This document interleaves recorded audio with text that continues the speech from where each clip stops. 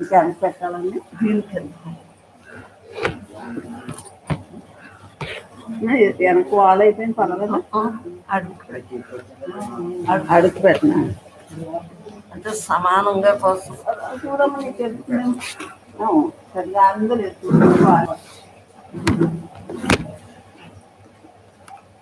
అంటే సమానంగా కోసం ఆ పళ్ళు చెప్తాం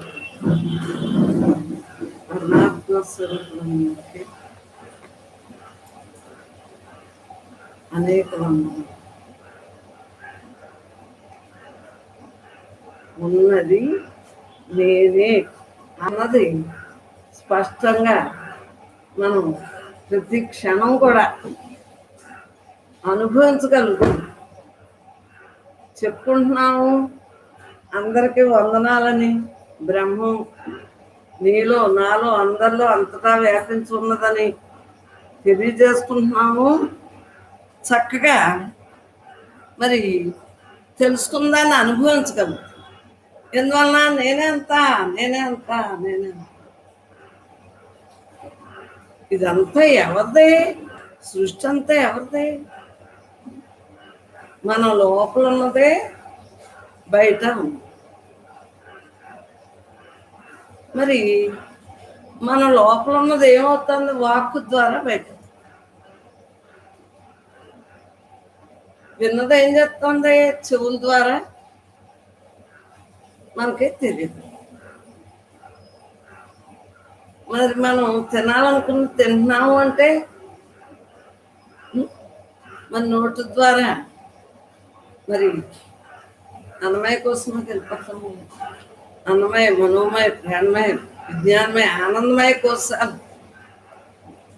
పంచకోశాలు నేను కాదు, పంచభూతాలు నేను కాదు, పంచవాయువులు ఓం ప్రాణాయ స్వాహ, అపానాయ స్వాహ, ఉదానాయ స్వాహ, సమానాయ స్వాహ, వ్యానాయ స్వాహ, మధ్య మధ్య పాన సమర్ప్యామని పూజ విధానం లేదా? అది నేను కాదు. షట్చక్రాలు ఉన్నాయి, అయ్యి నేను కాదు. మూలాధారం, స్వాధిష్టానం, అనుకోరకం, అనాథ, ఆజ్ఞ, విశుద్ధ ఆజ్ఞ, ఇవి నేను కాదు. శాస్త్రం. మరి ఇంక నువ్వెవరో? పంచభూతాలు నువ్వు కాదు, పంచేంద్రియాలు నువ్వు కాదు, కన్ను, ముక్కు, నోరు, చెవు, చర్మం, ఇవి నువ్వు కాదు. పంచకర్మేంద్రియాలు, కాళ్ళు, చేతులు, మలమూత్ర విసర్జన, పొట్ట, ఇవి నువ్వు కాదు. మరి ఇంక నువ్వు చూడలే శబ్ద, స్పర్శ, రూప, రస, గంధం, ఇవి నువ్వు కాదు. మరి ఇంక నువ్వెవరో?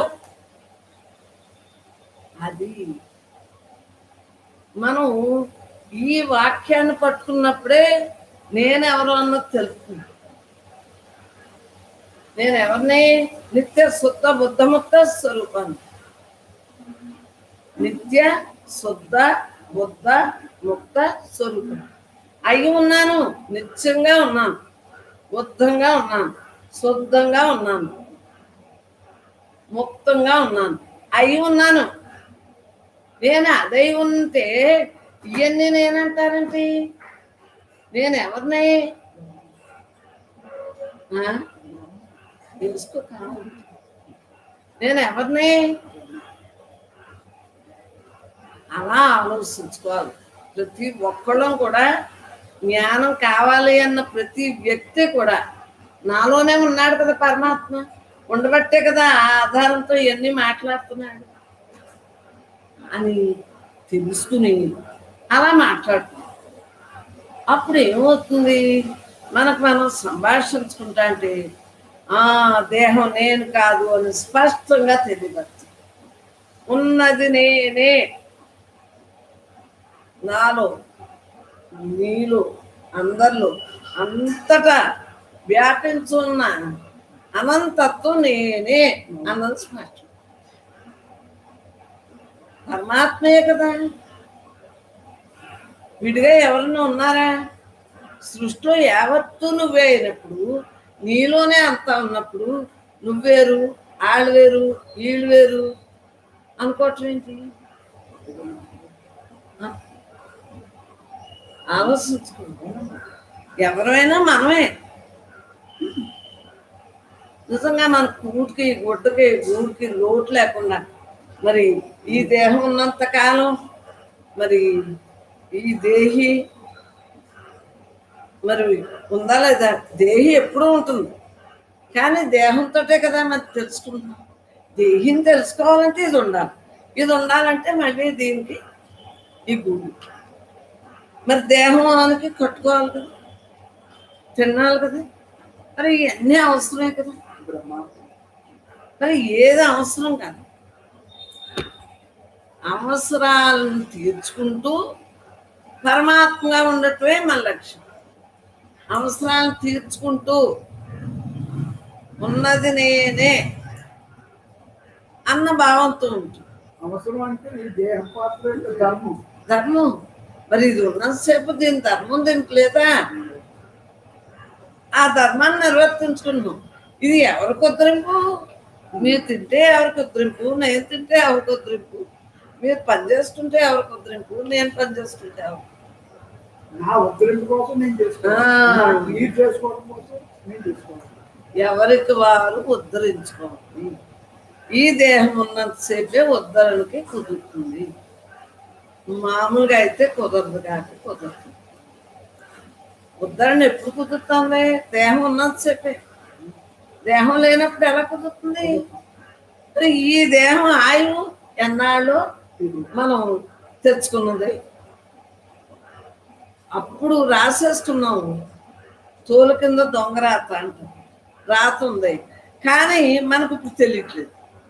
ఇది నిజం, దేహం నిజం, దేహ సంబంధికులు నిజం. ఈ భ్రమలో ఉండి నిజం అనుకుని మన గురించి మనం మర్చిపోతాం. ఇంకా దాంట్లోనే గుర్తులో పడిన ఎలకలాగా ఏదో అనుకోరు పెద్దోళ్ళు. అలా ఇంకా వండుకోవటం తింటాం. ఈ ప్రపంచం నిజం అనుకోవటం. మధ్య కాలక్షేపానికి ఆ టీవీలు పేపర్లు ఆళ్ళ మీద సోది, వీళ్ళ మీద సోది, కౌర్లు ఊర్లు. నీ గురించి నువ్వు ఇంకెన్నాళ్ళు ఎప్పుడు తెలుసుకుంటావు? అదే కానీ కాదు మరి ఏంటంటున్నాను, అది ఏది మనం అభ్యాసం చేస్తే అదే. వాళ్ళలో ఎంచుకురా రమణ, తడిసిపోతున్నాడు కాదు. చెప్పండి మరి, అభ్యాసం ఏది అభ్యాసం చేస్తే అదే తెలియకుండా వెళ్ళిపోతుంది. కోరుకోవడం కదా, వాళ్ళలో ఆడున్నాడని ఆడి వినిపించుకోపోయినా సరే రమణ వాళ్ళు తడిసిపోతాం అంటే ఈ మీకు ఇది ఉదాహరణ చెప్పడానికే ఆ మాట. వాడికి ఎలాగే వినిపించలేదు, కప్పలు బెక్కబెక్కల్లో ఎక్కడ వినిపిస్తాయి, కానీ మీకు చెబుతున్నాను. మనోమౌనంగా ఉండనేమో. ఈ కళ్ళుతో చూశాను కదా, వాళ్ళలో తడిసిపోవటం. పొద్దుట ఇలాగ వచ్చి ఒక మధ్య పోసుకుంటాను, తడిసిపోతాం. అంటే కళ్ళతో చూసింది ఏం చేస్తుంది? ఇంద్రియాలు ఎలాగ పనిచేస్తాయన్నది స్పష్టంగా మనం ఉదాహరణ ఎవరియో అక్కర్లేదు, మనం చెప్పుకోవాలి. చెప్పుకుంటేనే ఉదాహరణ. ఇంద్రియాలు మనసు మన వశం అయింది అని అనుకోవటానికి అలాగా మనకి అవటానికి కారణం చెప్పమంటారా? ఇంద్రియాలు మన స్వార్థం కోసం కోరి కోరికలు, మనకి అక్కర్లేని చూసిన దృశ్యం అంతా మనకు కావాలనే భావన, ఇవన్నీ కూడా ఇంద్రియాలకి మన వస్తున్నైనట్టు. ఇప్పుడు అమ్మ ఆమె కలిసిపోతున్నాం ఆయన అన్నది ఇంద్రియాలు ఆవిడ స్వాధీనంలో ఉంది. అతను తడవకూడదు పాపం తెలియక అంతే కదా, తెలియక తను వాళ్ళలో ఎందుకు ఇది రమణ ఈ వాన ఎక్కువ రమణ వదలడమ్మ వదిలి ఆ నెత్తి మీద ఏదో వేసుకోవాలి కదా. మీరు ఇచ్చేసుకుంటాడు రా ఇక్కడ కొడుకుంది అని చేత తడిసిపోయి మరి కడిగేస్తున్నా. అని చేత ఇవన్నీ ఏంటంటే ఇక్కడ జ్ఞాని అజ్ఞాని. జ్ఞాని తన కోసం అన్ని కోరుకుంటాడు, అజ్ఞాని జ్ఞాని అందరూ ఆనందం కోరుకుంటాడు, అజ్ఞాని తన ఆనందమే కోరుకుంటాడు. అజ్ఞాని అంటే దేహపాలంలో ఉన్నవాడు.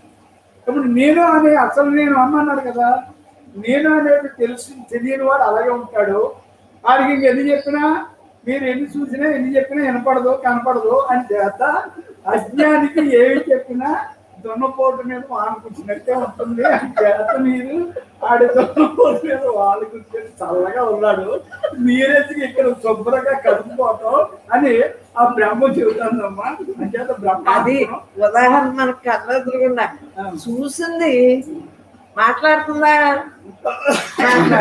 అయినా సరే చూసింది ఏం చేసింది, లోపల కలిపింది, చెప్పింది, చెప్పేసింది. శబ్దం వదులు, శబ్దం వదులు. శబ్దం అంటే ఆటోమేటిక్ గా ఇంద్రియాలన్నీ మనకు తెలియకుండా ఎలా చేసేస్తాయి, ముసలోళ్ళు అయ్యి కొలిది ఇంకా చేసేస్తున్నాయి మ్యాజిక్లు. అందుగురించే మనోమౌనం. కృష్ణారామ అనుకుంటారా, మౌనం కూర్చున్నది తిడతారు పెద్దోళ్ళు. కృష్ణారామ అక్కడ మనోమౌనానికన్నా ఎవరిని అనొద్దు, ఎవరి అనొద్దమ్మా. ఉన్నదాంతో ఉన్నట్టు, లేని దాంతో లేనట్టు, ఉండి లేనట్టు ఉండమ్మా. మళ్ళీ నీకు వాళ్ళ అభిప్రాయం నీకు ఎందుకమ్మా, వాళ్ళు అంటే అన్నారు, వాళ్ళ అభిప్రాయం నీకెందుకు, కదా వాళ్ళు అనుకున్నది నీకెందుకు.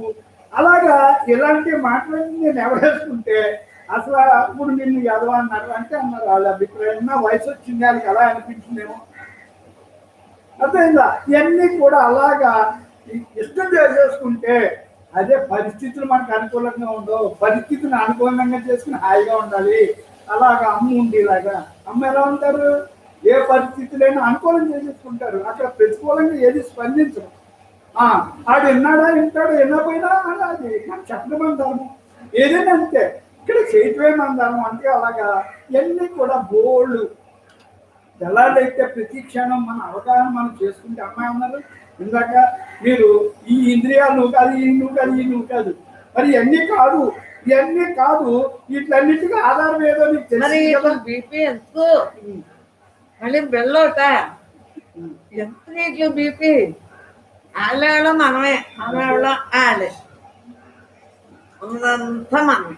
బీపీ అన్నది ఇదో ఇలా అయినా ఇలా వదిలేచ్చు.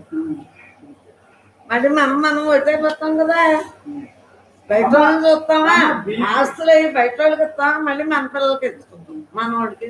ఆడి గుండెల మీద తన్నినా ఆడి కాళ్ళగారి కొట్టిన ఇస్తాం, ఆ తన్నిన పాదం దండం ఎత్తుకొని ఇస్తాం, కొట్టిన చేతికి మళ్ళీ ఇస్తాం, డబ్బులు ఇస్తాం. మరి మనం పిల్లల్ని పెంచాం, అదే మమకారం. అంటే అది సహజం, మన ధర్మం. అంతే. అది ఆడు గుణాలు తోకూడదు. మనం ఆడు అలా ఎత్తున్నామంటే ఆడు గుణాలు తోకుంటే ఎత్తున్నాం. అది ఆడు తన్నాడు, అది ఆడి అభిప్రాయం నాకు వద్దు. ఆడు కొట్టాడు, అది ఆడ అభిప్రాయం నాకు వద్దు.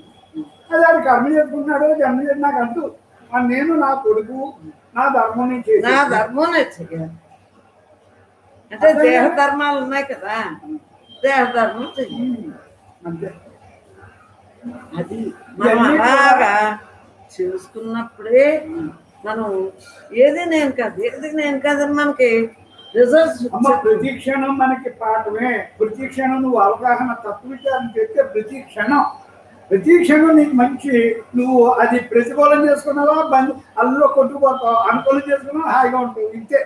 ఇంకా ప్రతికూలం అనుకూలం నీలోనే ఉంది, నీ భావనలోనే ఉంది, నీ ఆలోచన విధానంలో, నీ ఇంద్రియాలు చూసి చూపు, నీ మనసు, నీ బుద్ధి, నీ శబ్దంలోనే అన్నీ ఉన్నాయి. అని చేత ఇవన్నీ నీ వసూలు చేసుకుని చక్కగా పాజిటివ్లో ఉంచుకున్నావా హాయిగా ఉంటావు.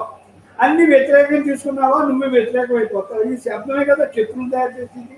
అని చేత ఆ భావనలో ఇక్కడ బ్రహ్మ భావన, జ్ఞాన సాధన. భావన మార్చుకుని అయినా బ్రహ్మ, నువ్వు బ్రహ్మాడివి, దేహం కాదు. మరి బ్రహ్మ అనుకుంటే లక్షణాలు ఎలా ఉంటాయి, దేహం అనుకుంటే లక్షణాలు ఎలా ఉంటాయి నువ్వు చూసే కదా. దేహభావంతో నువ్వు అనుభవించావు కదా. అవన్నీ ద్వంద్వాలు కదా. ఏది ఎవరిని తృప్తిపరచలేం కదా, ఎవరిని మార్చలేం కదా. ఇవన్నీ తెలిసినాయి కదా. ఆ పరిస్థితులు మనకు అనుకూలంగా ఉండవు కదా. మరి అన్ని దేహభావంలో అన్ని చూసాం కదా. ఇప్పుడు బ్రహ్మభావంలో మనం ప్రతిదీ మనం అనుకూలం చేసుకుంటూ ఉంటే మరి అదే అదే మనిషి, అదే భావన, అదే మనుషులు, అదే కుటుంబం, నేను అదే. మరి ఇందులో ఏది మారింది, ఏది మారలేదు? నువ్వు మారావు, నీ గుణాలు మారి, భావాలు మారాయి, అంతే. భావనలోనే భాగ్యం. మహాత్ముడు అమ్మ చెప్పింది ప్రతిదీ నీ భావనే భాగ్యంగా. భావనక్షేత్రం మార్చుకో. ఇక్కడికి వచ్చాక ఏమవుతుంది అనుకుంటున్నారు? ఏమీ అవదు, అన్నీ అలాగే ఉంటాయి. ఇక్కడ రాయిలాగా వచ్చాం మనం, రాయిలాగా వచ్చాం. రాయిలా ఏంటి? శిల్పం అందులో ఉంది కానీ రాయిలాగా వచ్చాం పైన కప్పుకుని. ఏంటి మనకి ఉండకుండా ఎన్ని కప్పుకుని వచ్చాం. ఇక్కడికి వచ్చాక విశ్వాసం, నమ్మకంతో ఏది ఉండాలో అది ఉంచుకుంటాం, ఏది ఉండకూడదు అది చెక్ చేసుకుంటాం, అంతే కదమ్మా. అలాగా ఇక్కడికి వచ్చాక ఎవరిని రాళ్ళలాగా వచ్చినాడు శిల్పాలు అవ్వటం నువ్వే చేసుకున్నావు. రాయిలో ఉన్న శిల్పాన్ని నువ్వు తెలుసుకోలేదు, నీ దేహంలో ఉన్న బ్రహ్మాన్ని నువ్వు తెలుసుకున్నట్టు, అంతే. ఎందుకంటే ఏమీ లేదు. ఇక్కడికి వచ్చిన తర్వాత ఈ దేహం దేవాలయంలాగా దేహంలో దేవుడు ఉన్నాడు, ఆయనే ఇదంతా కర్త కర్మ క్రియ ఆయనే, సృష్టి స్థితులు ఆయనే, ఇక్కడ ఇంద్రియాలకి మనసుకి అన్నింటికి ఆధారం ఆయనే. ఆయన ఉంటే అన్నీ ఉంటాయి, ఆయన లేకపోతే ఏమీ లేవు. ఇదంతా జడం. మరి ఇన్ని కోణాల్లో అమ్మ ఒక్క కోణమా? అన్ని కోణాల్లోని నీకు ఇంత సంశయం లేకుండా, ఇంత భ్రమ లేకుండా, ఇంత భ్రాంతి లేకుండా చక్కగా నీకంత అర్థమయ్యేలాగా చిన్న చిన్న పదాలతో వాడుక భాషలో మరి ఇన్ని రకాలుగా చెప్పారు అంటే మరి ఏంటది ఇష్యూ? ఎందుకంటే మనం అది సంస్కారం చేసుకొచ్చాం. సంస్కారవంతులే ఇది వింటారు, ఇలా ఉంటారు, ఇది అనుకుంటారు, ఉంటారు, ఉండే అదే జన్మరాహిత్యం చేసుకుంటారు. మరి అన్నీ కూడా మరి యూట్యూబ్లో ఎంతమంది చూస్తున్నారంటే మరి విశ్వం అంతా మరి ఇది ఇష్టమే.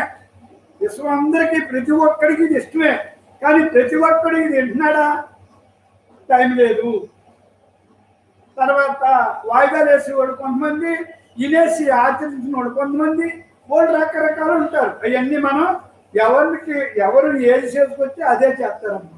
ఇక్కడ మన సంస్కారాన్ని బట్టి, విధిని బట్టి అన్ని జరుగుతాయి.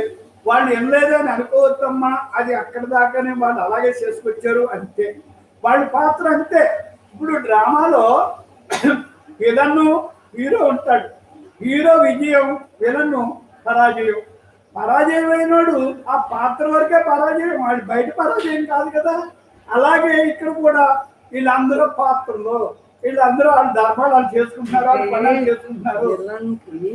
విలన్కి వాడి గుణం వాడికి ఎంతో ఆనందంగా ఉంటుంది. ఎంత బాగా లైన్ చేస్తారుగా. మరి లోపల నటనా సూత్రధారు ఒకడు ఉన్నాడని తెలియక ఆడ మీద పుల్లు, ఈడ మీద పుల్లు, ఈడకి ఆడికి కజ్జాలు పెట్టేసి విలన్ పాత్ర అంటే అంతే కదా అమ్మా. నటుడు ఏ నటుడైనా సరే, ఏ పాత్ర అయినా సరే, ఆడు నటించవలసినప్పుడు నటనకి జీవం పోసి మన అందరికీ నటించాడు. నటన అర్థం చేసుకుని నటించటం జీవించటం. నువ్వు దేహంగా నటించు, బ్రహ్మంగా జీవించు అన్నారు కదా. అలాగే దేహంగా నువ్వు నటులాగా పాత్రలో నటించు, అంతే కదమ్మా. అలాగా నువ్వు బ్రహ్మంగా లోపల జీవించు. నువ్వు పాత్ర అని అనుకోక దాంట్లో జీవించట్న్నా. అవును, అదే నిజం. అది అసలు నేను తెలిసినప్పుడు అలా ఉంటాడు, ఇది నిజం అనుకున్నప్పుడు ఎలా ఉంటాడు. అప్ప చెప్పింది ఇక్కడ బాహ్యంగా అజ్ఞానం, దేహభావంలో ఉన్నాడు ఎవరైనా అంతేనా. మా లక్షణాలు అంతే, గుణాలు అంతే, భావాలు అంతే, అంత నేను అదే బంధించిపోతాడు. దానికి సహజంగా అయిపోతున్నాం. అది దానికి మనం ఎవరు చెప్పినా మారరు. అంటే ఎప్పటికైనా మారాలి, కొన్ని జన్మలు తప్పదు. వచ్చిన పని చేసుకోకపోతే అందరిలోనే అంతరా ఉన్నాడు, తెలుసుకోవడం తప్పదు, ఎప్పటికైనా తప్పదు. అమ్మా ఒకటి సాగు ఎలా తప్పదో, మీరు చేసుకున్న కర్మలు ఎలా తప్పదో అలాగే చేయవలసిందే. మళ్ళీ కర్మలు చేస్తే మళ్ళీ కొట్టవలసిందే, మళ్ళీ చేయవలసిందే. ఇవన్నీ కూడా అవి ఎంత సాధ్యం. మరి అవి ఎప్పుడు ఆగుతాయి, ఎప్పుడు అది అంతం అంటే ఎప్పుడైతే ఇవన్నీ తెలుసుకుని విసిగిపోయి ఇదంతా ఏంటి, జన్మ ఏంటి, అప్పుడు వైరాగ్యం వస్తుంది, ఏంటి నాకు ఈ కర్మ ఏంటి అని. అప్పుడు ఆడు చేసుకున్న కొన్ని మంచి పనుల వల్ల, సత్కర్మల వల్ల, మంచి మంచి పుణ్యకర్మల వల్ల ఈ జ్ఞానం వైపు వస్తాడమ్మా. అప్పుడు తెలుసుకుంటాడు. అప్పుడు తెలుసుకుని అదంతా తెలుసుకుని, ఇప్పుడు చూడండి, మనం ఇక్కడికి వచ్చిన తర్వాత మనం 60లో వచ్చాం చూడండి. 60లో వచ్చి మరి తెలుసుకునేటప్పటికి అయ్యో నేను 60 సంవత్సరాలు చేసిందంతా ఇదా, మనకి ఆశ్చర్యం అయిపోవట్లేదా చెప్పండి. ఏం చేత అదంతా అప్పుడు నిర్వర్తనం చేసి అందులో మమేకమైపోయాం. కానీ ఇప్పుడు వచ్చాక అది ఇలాగ అనుకుని ఎడ తీసుకున్నాం, ఏది నిజమో తెలుసుకున్నాం. మరి ఇప్పుడు నిజంగా ఉండేటప్పటికి ఆనందంగా ఉంటున్నాం లేదా? అప్పుడు మరి ద్వంద్వాలతోటి సర్దుమంటమైపోయేవాళ్ళు. కొద్దిసేపు కష్టం, కొద్దిసేపు సుఖం, కొద్దిసేపు ఏడుపు, కొద్దిసేపు ఆనందం, కొద్దిసేపు హాయి, కొద్దిసేపు ఈ అది రోగం భోగం, ఇవన్నీ కూడా ద్వంద్వాలతో కూడిన సత్యం అమ్మ. ఏది శాశ్వతంగా లేదు. ఏది మనల్ని ఆనందం వచ్చిందా మళ్ళీ దుఃఖం వచ్చేస్తాను. మరి ఏంటి అని అంటే ఎప్పుడు తెలుస్తుంది ఆధ్యాత్మిక, ఎప్పుడైతే బ్రహ్మభావన జ్ఞాన సాధన సత్సంగానికి వచ్చావు, ఇదంతా దేహభావన వల్ల ఇంతే, దీని లక్షణాలు ఇంతే, దీని గుణాలు ఇంతే, దీని నడక అంతే, దాని యొక్క లక్షణాలు అంతే. మామిడి చెట్టు మామిడికాయ కత్తుంది, యాపిల్ కత్తుంది అంతే. ఆ చెట్టు యొక్క విత్తనాన్ని బట్టి అంతే. ఈ దేహభావన కూడా లక్షణాలు అంతే. ఆ లక్షణాలు బట్టి అయ్యే ఉంటాయి, ఆ గుణాలు ఉంటాయి. ఆ గుణాలు మారు. ఎప్పుడు మారుతాయి గుణాలు? విత్తనం మారితే గుణాలు మారుతాయి. వివేక వైరాగ్యం అనే అంతేనమ్మా. అలా ఎప్పుడైతే ఆ గుణాలు మారాలి అంటే నువ్వు లోపల మార్పు రావాలి. లోపల మార్పు రావాలంటే నువ్వెవరో నువ్వు తెలుసుకోవాలంటే అది ఇక్కడ సత్సంగం అన్ని సరి తెలుసుకునేదమ్మా. సత్సంగంలోనే అన్నీ సరి అవుతాయి. అన్ని కోణాలు సరైనది ఒక సత్సంగమే. సత్సంగంలో ఇక్కడికి వచ్చేవాళ్ళు ఒక రకం భావం కాదు, ఒక రకం మనసులో రకరకాల భావాలు, రకరకాల గుణాలు, రకరకాల తత్వాలతో ఇక్కడికి వస్తాం. మరి ఇక్కడ ఈ బ్రహ్మ విద్య ఎప్పుడు కూడా అన్నిటికీ ఒకటే మందు. అన్ని రోగాలకి ఒకటే ఔషధం. అదే ఆనందం అనే ఔషధం ఇక్కడ దొరుకుతుంది. ఆనందం అనే ఔషధం ఎత్తే అన్ని రోగాలు పోతాయి. అదేలా ఇక్కడ బ్రహ్మ అంటే ఏంటి? ఆనందో బ్రహ్మ అంటే ఆనందం అనే అమృతం ఇక్కడ దొరుకుతుంది. మరి ఇది ఆనందం అనే అమృతం దొరుకుతుంది అంటే ఎక్కడ ఉంది? అది నీలోనే ఉంది. అది నువ్వు ఆనందం అనే అమృతం తాగడం మానేసి విషయాలనే విషయం తాగి నువ్వు కొట్టుకుంటున్నావు అంతే. ఇంకంతా ఏమీ లేదు. ఇక్కడ అమ్మ చెప్పేది విషయంతో సమానం. విషయం ఎలా బాధపడుతుంది మనల్ని? అలా బాధపడుతుంది. నువ్వే కావాలని కోరుకునే ఎన్ని పోజేసుకుంటున్నావు. ఇక్కడ అమ్మ మనకి అవలేదుగా మనకి ఎలా ఈ విద్య అంతా ఎలా నేర్పారు అమ్మ మనకి? మంచినీళ్ళు తాగే నేర్పారు కదా. ఇక్కడ జీవన విధానం ఆట, బ్రహ్మ బొమ్మలాట అని చెప్పారు కదా. మన అందరూ ఇదంతా అమ్మ ఈ బ్రహ్మభావన సత్సంగం అంటే బ్రహ్మ బొమ్మలాట అమ్మ. మేము ఆడుకుంటున్నాం అమ్మ బ్రహ్మంతో. బ్రహ్మాన్ని బొమ్మను చేసుకుని మాలో ఉన్న బొమ్మలతోటి, అందరిలోనే ఉన్న బొమ్మలతోటి ఇక్కడ బొమ్మల పొలుగులుగా ఆడుకుంటున్నాం అమ్మ. అంతే కదా. మనసు లేని స్థితిలో బొమ్మల్లాగా ఉంటున్నాం మౌనంతో కదా. మరి అన్నీ ఏంటి ఎలా జరుగుతున్నాయి అంటే అది ఏం జరగడం కాదు.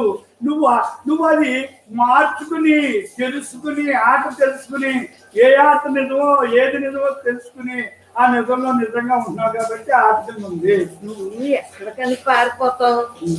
ఎక్కడ పారిపోయినా నీతో నీ గుణాలు నువ్వు వెళ్తాము. ఎక్కడికి వెళ్ళావు? ఎక్కడికి వెళ్ళినా నీకేమి నీ విజయ ఎక్కడ? నిన్ను వెంటాడుతుంది. వేటాడి జంతువు ఎలా ఉంటుందో నీకు ఇది కూడా నీ వెంటే ఉంటుందంటే నీకు ఆ జంతువు సమయం ఎప్పుడొస్తే అప్పుడు దాన్ని ఎలా పట్టుకుని దొరుకుతుంది, లేకపోతే దొరకదు.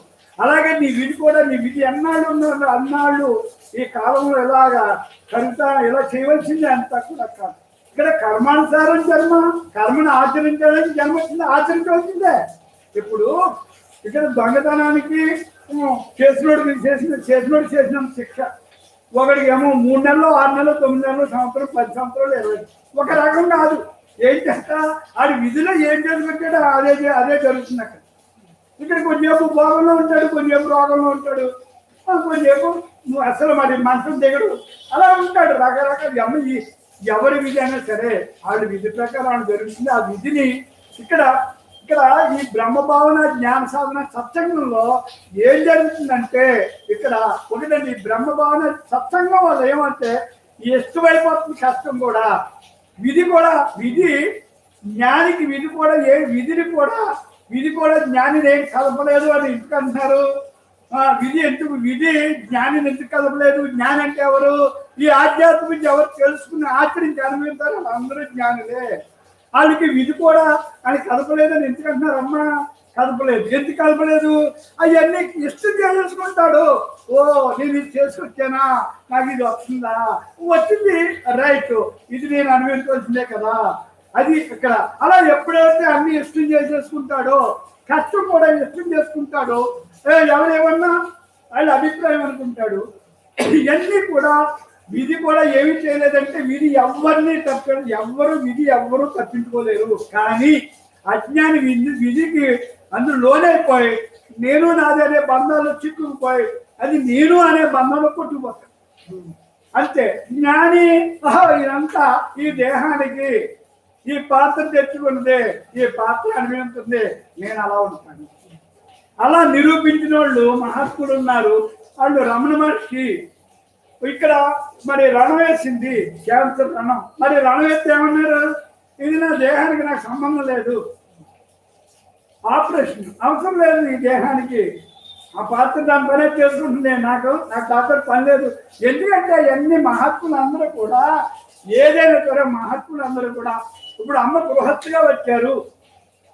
గృహస్థుగా వచ్చి గృహస్థులందరికీ కూడా మరి అమ్మ గృహస్థాశ్రమంలో ఇక్కడ సన్యాసి అన్ని వదిలేసి పెళ్లి విడాకులు లేకుండా అన్ని వదిలేసి సన్యాసిగా ఉండే జ్ఞానాన్ని మోక్షం కాదు నాయన. సంసారంలో ఉండి ఒక గృహస్థుగా ఉండి కూడా చక్కగా సంసారం అనే ముసుగులో కూడా సన్యాసి అవ్వచ్చు అని నిరూపించడానికి, నిరూపణ కాదు తెలియజేయడానికి, అందరికీ ఆ మార్గాన్ని చూపించడానికి ఆడి అనంత అంటే అపరిమిత తత్వం పరిమితంగా వచ్చిన తత్వమే అమ్మ. అది వ్యక్తం చేస్తా ఉంటే మనకి అనిపిస్తుందా లేదా? ఈ మాట మనం ఎక్కడైనా విన్నామా? ఎక్కడో మహాత్ములు హిమాలయాల్లో ఎక్కడో ఏదో చెప్పుకుంటారని అన్నాం, కానీ మనం ఇంట్లోనే చెప్పుకుంటున్నాం. మరి ఇవన్నీ కూడా ఎలా జరిగినాయి అంటే అది ఇక్కడ విధిని బట్టి ఉంటుందమ్మా. ఇక్కడ మహాత్ములు అందరూ ఏం చేసినా వాళ్ళు కారణ జన్ములు, మనం కర్మజన్ములం. మన కర్మజన్మలు కూడా కారణ జన్మగా మార్చడానికి వచ్చిన వాళ్ళే అవతార పురుషులు అందరూ కూడా. అమ్మ మరి ఈ చూడండి, ఎవరో ఈ గృహస్థిగా ఉన్న వాళ్ళందరికీ కూడా అమ్మ స్త్రీల గురించే ఖచ్చితంగా, ఈ స్త్రీల గురించే ఈ సత్సంగం. అందరూ ఆడవాళ్ళే ఉంటారు, అందరూ గృహస్థులే ఉంటారు. మరి ఇక్కడ అందరికీ ఇక్కడ పెద్దగా మగవాళ్ళంటే 3-4 ఉన్నాం, కానీ అంతకంటే అవకాశం ఇక్కడ లేదు. ఫస్ట్ నుంచి ఆ రూల్ అలా పెట్టుకుంటా ఒక ఆడవాళ్ళకి అనుకుంటా పాపం. అంటే ఇక్కడ స్త్రీ పురుషులు ఉంటే గమ్ముని రాలేరు, వాళ్ళు ఒక అంటే ఒక నిష్ఠా నియమాలు ఉన్నాయి కాబట్టి వాళ్ళు రాలేరు, ఏదో అనుకుంటారు అనుకుని అలాగా మానేస్తారని అమ్మ ఫస్ట్నే పురుషుల్ని నిషేధించారు కదా. ఇక్కడ అందరూ ఆడవాళ్లే ఉంటారు. ఒక 4-5 పెద్దోళ్ళు, 70 దాటిన వాళ్ళు 4-3 ఉన్నారు అంతే. వాళ్ళు కూడా మామూలు కాదు, భార్యాభర్తలతో వస్తారు. వేదాలు, శాస్త్రాలు, పురాణాలు అన్ని చదివిన వాళ్ళు, ఎంతో సంస్కారవంతులు వాళ్ళని. అలాంటి వాళ్ళు 4 ఎందుకంటే వాళ్ళు ఎన్నో చదివారు కాబట్టి వాళ్ళు ఇంటానికి వచ్చారు. అమ్మ రమ్మంటే రాలేదు, వాళ్ళే వచ్చారు ఇక్కడికి కావాలని. వాళ్ళు అక్కడ అన్ని చదివినా వాళ్ళు పొందిన ఆనందం ఇక్కడ అమ్మ దగ్గర పొందానని వాళ్ళు చెప్తా ఉంటే మరి ఒక్కొక్కళ్ళు చెప్పేది తెలుసు కదా మీ అందరికీ.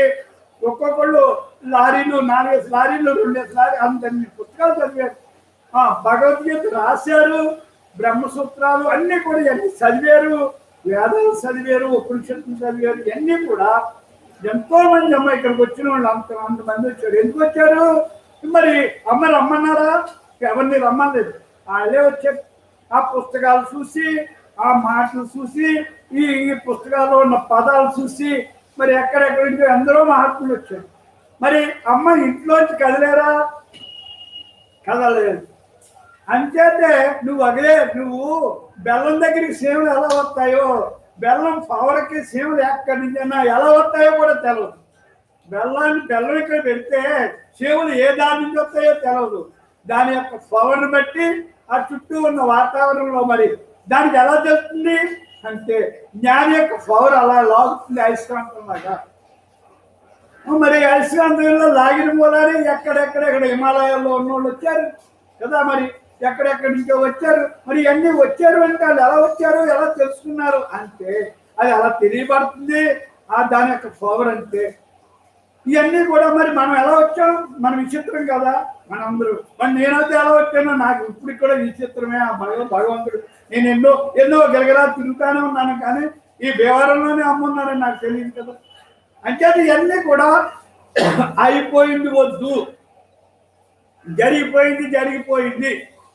ఇక్కడ అయిపోయింది. ఇప్పుడు జరగవలసింది చక్కగా మనకి మంచి మన తపన తీరేలాగా, మన జన్మరాహిత్యం చేసుకునేలాగా, జన్మ యొక్క గొప్పదనం తెలిసేలాగా, మరి ఇవన్నీ మనకి తెలిపేలాగా అనుభవజ్ఞానమైన గురువు మనకు దొరికినప్పుడు చక్కగా ఈ జన్మని చరితార్థం చేసుకుని మళ్ళీ జన్మకి రాని జన్మ కాబట్టి అలా చేసుకుని మనం హాయిగా ఆనందంగా ఉండాలి కాదు, అదే మన గోల్ కాబట్టి ఇది మళ్ళీ ఇంకో జన్మకి రానని చెప్పడానికి అమ్మ మనందరికీ ఈ విద్యను నేర్పేస్తుంది కదండి. మరి ఇవన్నీ కూడా మనం ఇక్కడ అనుకుంటే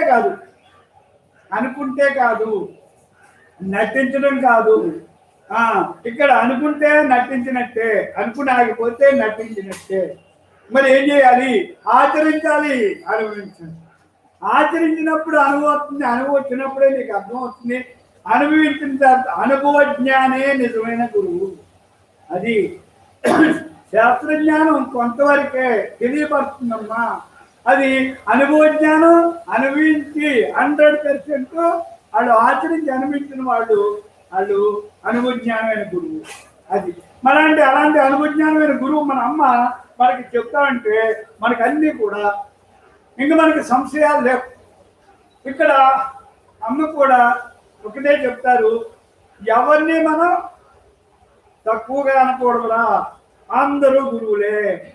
అసలు అందరూ మన గురువులే. అమ్మ ఏమంటారు? నేను గురువుని కాదురా. మరి ఏంటమ్మా, మనం ఫ్రెండ్స్ రా, మనందరూ ఫ్రెండ్స్ రా అని చెప్తారు.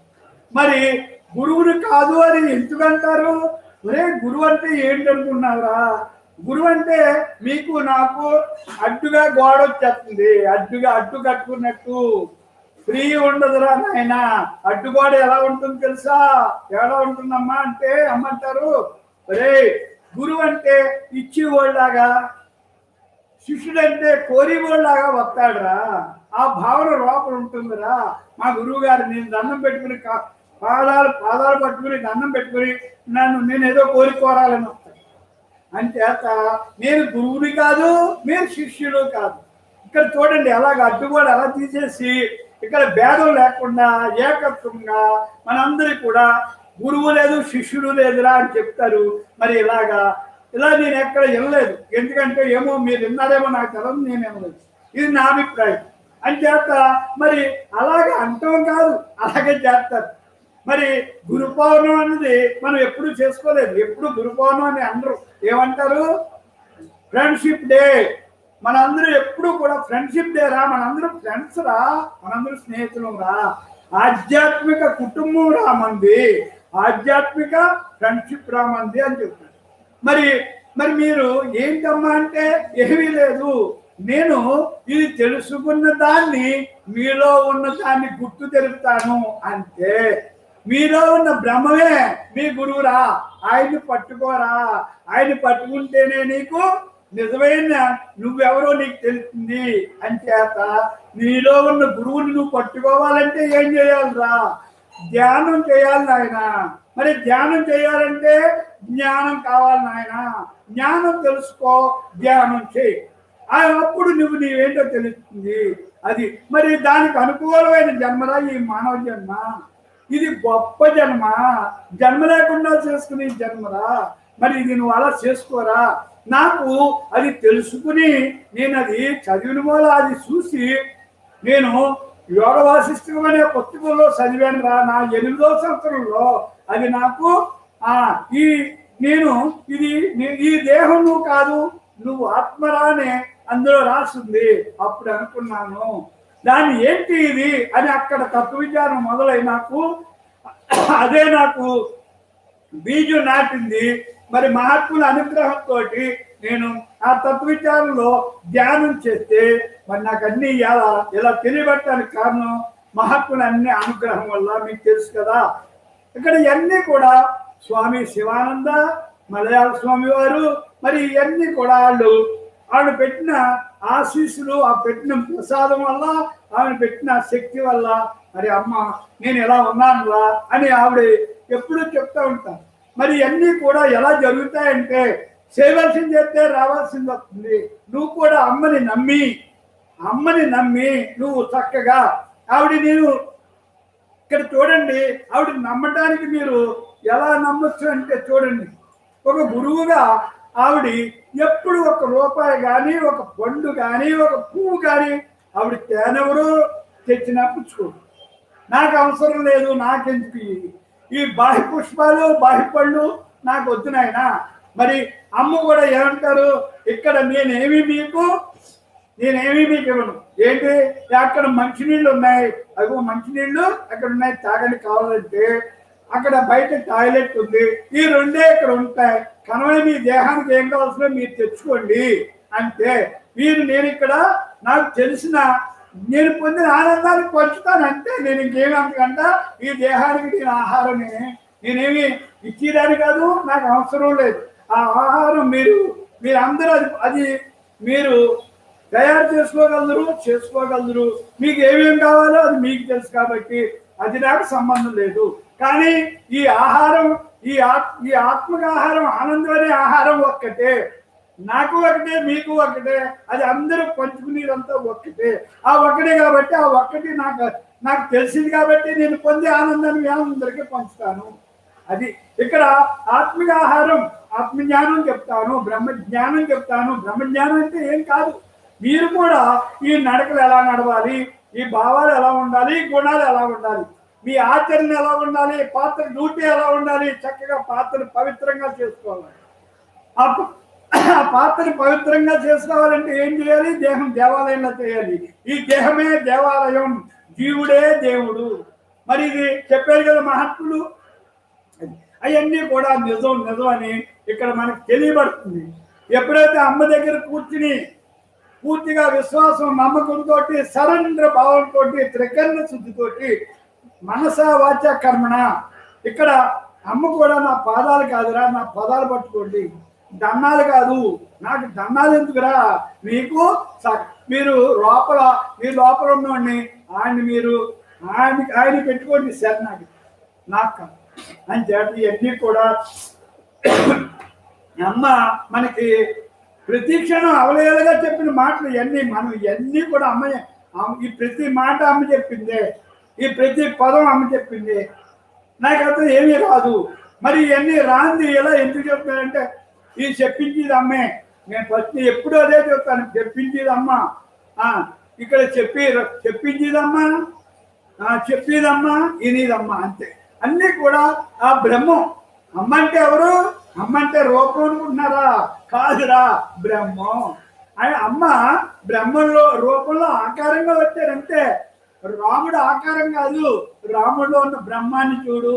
కృష్ణుడు ఆకారం కాదు, కృష్ణుడిలో ఉన్న బ్రహ్మాన్ని చూడు. అలాగా బ్రహ్మాన్ని చూస్తే బ్రహ్మ లక్షణాలు చూడు, అమ్మ లక్షణాలు చూడు, అమ్మ గుణాలు చూడు. ఆకారం, నామం, రూపం, గుణం మనకు వద్దు, మనకు అది అవసరం లేదు.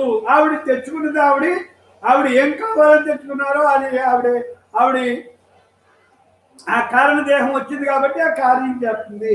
అది అంచేత ఆవిడ మనకి ఏం చెప్పారు, ఆ చెప్పింది మనం ఏం చేయాలి, ఇది తీసుకో.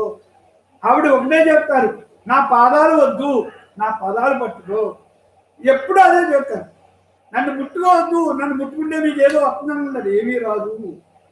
చేయవలసింది చేస్తే రావాల్సింది వస్తుంది, కోరితే రాదు. దండాలు పెట్టి దండలు పెడతారు, దండాలు పెట్టి దండలో ఎత్తే రాదు. అది ఇక్కడ అన్ని గురించి తెలుసుకోవాలి, అన్ని చదవాలి, అన్ని తెలుసుకోవాలి, అన్ని ఏది వదలొద్దు. యాత్రలు చేయాలి, పుణ్యక్షేత్రాలకు వెళ్ళాలి, గురువుల దగ్గరికి వెళ్ళాలి, అన్ని చేయాలి. అన్ని చేసుకుంటూ వస్తేనే పరిపక్వం అవుతుంది, ఒకటి తెలియబడుతుంది. అది మనం ఎన్నిసార్లు చెప్పుకున్నా ఒకటే. ఇప్పుడు ఒకటి పిహెచ్డి చదవాలంటే పిహెచ్డి డైరెక్ట్గా కూర్చుంటావా అక్కడ? మరి ఎన్ని క్లాసుల కింద నుంచి చదువుతావు, అక్కడికి వెళ్తావు. ఇది అంతే. ఇది కూడా మనం ఇక్కడికి వచ్చామంటే కింద జన్మలో అన్ని చదివి వచ్చాం. ఆ చదివిన సంస్కారమే అమ్మ దగ్గర తీసుకొచ్చింది. అంతేగాని నువ్వు అమాంతికి వచ్చి అమ్మ దగ్గర కూర్చుని అర్హత ఎవరికి లేదు, రాదు కూడా. వచ్చినా ఉండలేరు.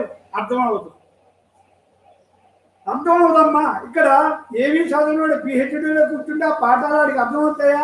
అర్థం అవ్వదు. ఏం చేస్తాడు? ఇది నాకు అసలు అర్థం అవట్లేదు, వేస్ట్, ఇది నాకు రాదు, నాకు వద్దు అని వెళ్ళిపోతాడు.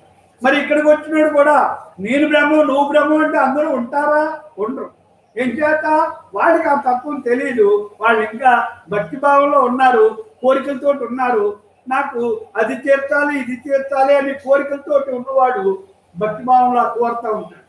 మరి అయ్యాన్ని తప్పు కాదు, అది అంతే. ఆ క్లాసులో అదే కరెక్ట్, అదే చేయాలి. అది చేసి దాని మీద ఇష్టమయ్యి మరి ఆ తపంలో ఉంటాడు. అదే అదే అదే అదే ఎదుగుతా ఆ భక్తి భావమే జ్ఞాన భాగం అవుతుంది. ఏది తప్పు కాదు, ఎవరిది తప్పు కాదు. కర్మయోగం చేసి కూడా కర్మయోగం కరెక్ట్. ఆడ కర్మయోగంలో సత్కర్మలు చేసి భక్తి యోగంలోకి వస్తాడు. భక్తి యోగంలో పరిపక్వం అయిన తర్వాత జ్ఞానయోగంలోకి వస్తాడు. జ్ఞానయోగం పరిపక్వం అయితే ధ్యాన యోగంలోకి వస్తాడు. అంతే లైవ్ అయిపోతాడు. ఇంకా అక్కడి నుంచి ఇంకా లేదు, క్లాసులు లేవు. అంతే బ్రహ్మాన్ ప్రభావంతో బ్రహ్మంగా ఉంటూ ఆకర్షవాస వరకు బ్రహ్మంగా ఉంటూ బ్రహ్మంలో ఎక్కడ చెప్పాడు అక్కడికి అందులో లైవ్ అయిపోతాడు. అంతటా ఉన్న బ్రహ్మంలో లైవ్. అంతే. ఈ దేహం ఏమో పంచభూతాల్లో కలిసిపోతుంది. ఈ దేహం పంచభూతాలతో తయారైన పాత్ర కాబట్టి అది పంచభూతాల్లో కలిసిపోతుంది. మరి ఇవన్నీ ఎలా జరుగుతాయంటే సహజంగా జరుగుతాయి. నువ్వు చేయవలసింది చేస్తే రావాల్సింది వస్తుంది, చేయవలసింది చేయకుండా కోరితే రాదు. ఇది నటించొద్దు, జీవించు అని చెప్పేది అమ్మది. అమ్మ కాదు, మహాత్ములు అందరూ నటించొద్దు.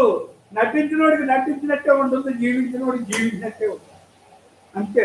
ఇవన్నీ కూడా మన అమ్మ మనకి ఇదంతా ఆవలేలుగా చెప్పిన మాటలు. ఎలా అంతసేపు అయినా మనం ఎలా చెప్పుకోవచ్చు. కానీ అమ్మ పదాలు కొన్ని మాట్లాడుకున్నాం, చెప్పుకున్నాం. ఆవిడ చెప్పిన జ్ఞాన ప్రవాహంలో, సత్సంగంలో చెప్పిన జ్ఞాన ప్రవాహంలో కొన్ని మాటలు మళ్ళీ నెవరేసుకుందాం. చూడండి అమ్మ అంటున్నారు, ఒరే సత్సంగులు అన్నారు, దేహము నేనన్న భావనతో నేను చేస్తున్నాను అన్న భావనే కర్తృత్వ వాసన. అది ఇక్కడ చూడండి, దేహం నేను, ఈ దేహం నేను అన్న భావన ఉందా? అది ఏం చెప్తాన్న భావంతో, దేహభావంతో నేను చేశాను అని నువ్వు చేసావా? కర్తృత్వం. అది నీకు కర్తృత్వ భావనగా కర్తృత్వ వాసన అవుతుంది. నేను అనుభవించుతున్నాను అన్నది భోక్తృత్వం. నేను నాదే అనే బంధాల్లో చిక్కుపోయిన వాడు ఎలా ఉంటాడు? వీటికి కర్మలు అడ్డమైపోతాయని చెప్తున్నాడు జ్ఞాని. చూడండి, మరి ఇవన్నీ కూడా మనకి దేవభావంలో ఉన్నవాడికి ఇలా వాసనలు అంటే కర్మలు, విధి తయారవుతుంది. నేను అంటే దేహభావంతో నేను అని, దేహభావంతో చేసిన ఇవన్నీ కూడా మంచి చెడ్డలు రెండు కూడా నీకు కర్మలుగా యాడ్ అవుతాయి, విధి తయారవుతుంది అని చెప్తున్నాడు. మరి జ్ఞాని అఖండ బ్రహ్మాకార వృత్తి అందు జ్ఞాని ఎలా ఉంటాడు? జ్ఞాని అంటే ఆడెవడో తెలుసుకున్నవాడు, తనను తాను తెలుసుకున్నవాడే జ్ఞాని. మరి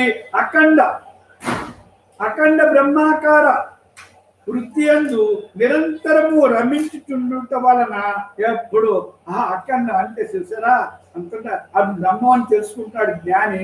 ఆ బ్రహ్మం అని తెలుసుకుని అందరిలో ఉన్న బ్రహ్మాన్ని, అంతటా ఉన్న బ్రహ్మాన్ని ఆయన అనుభవిస్తూ అఖండ బ్రహ్మానందంతో ఏమంటాడు?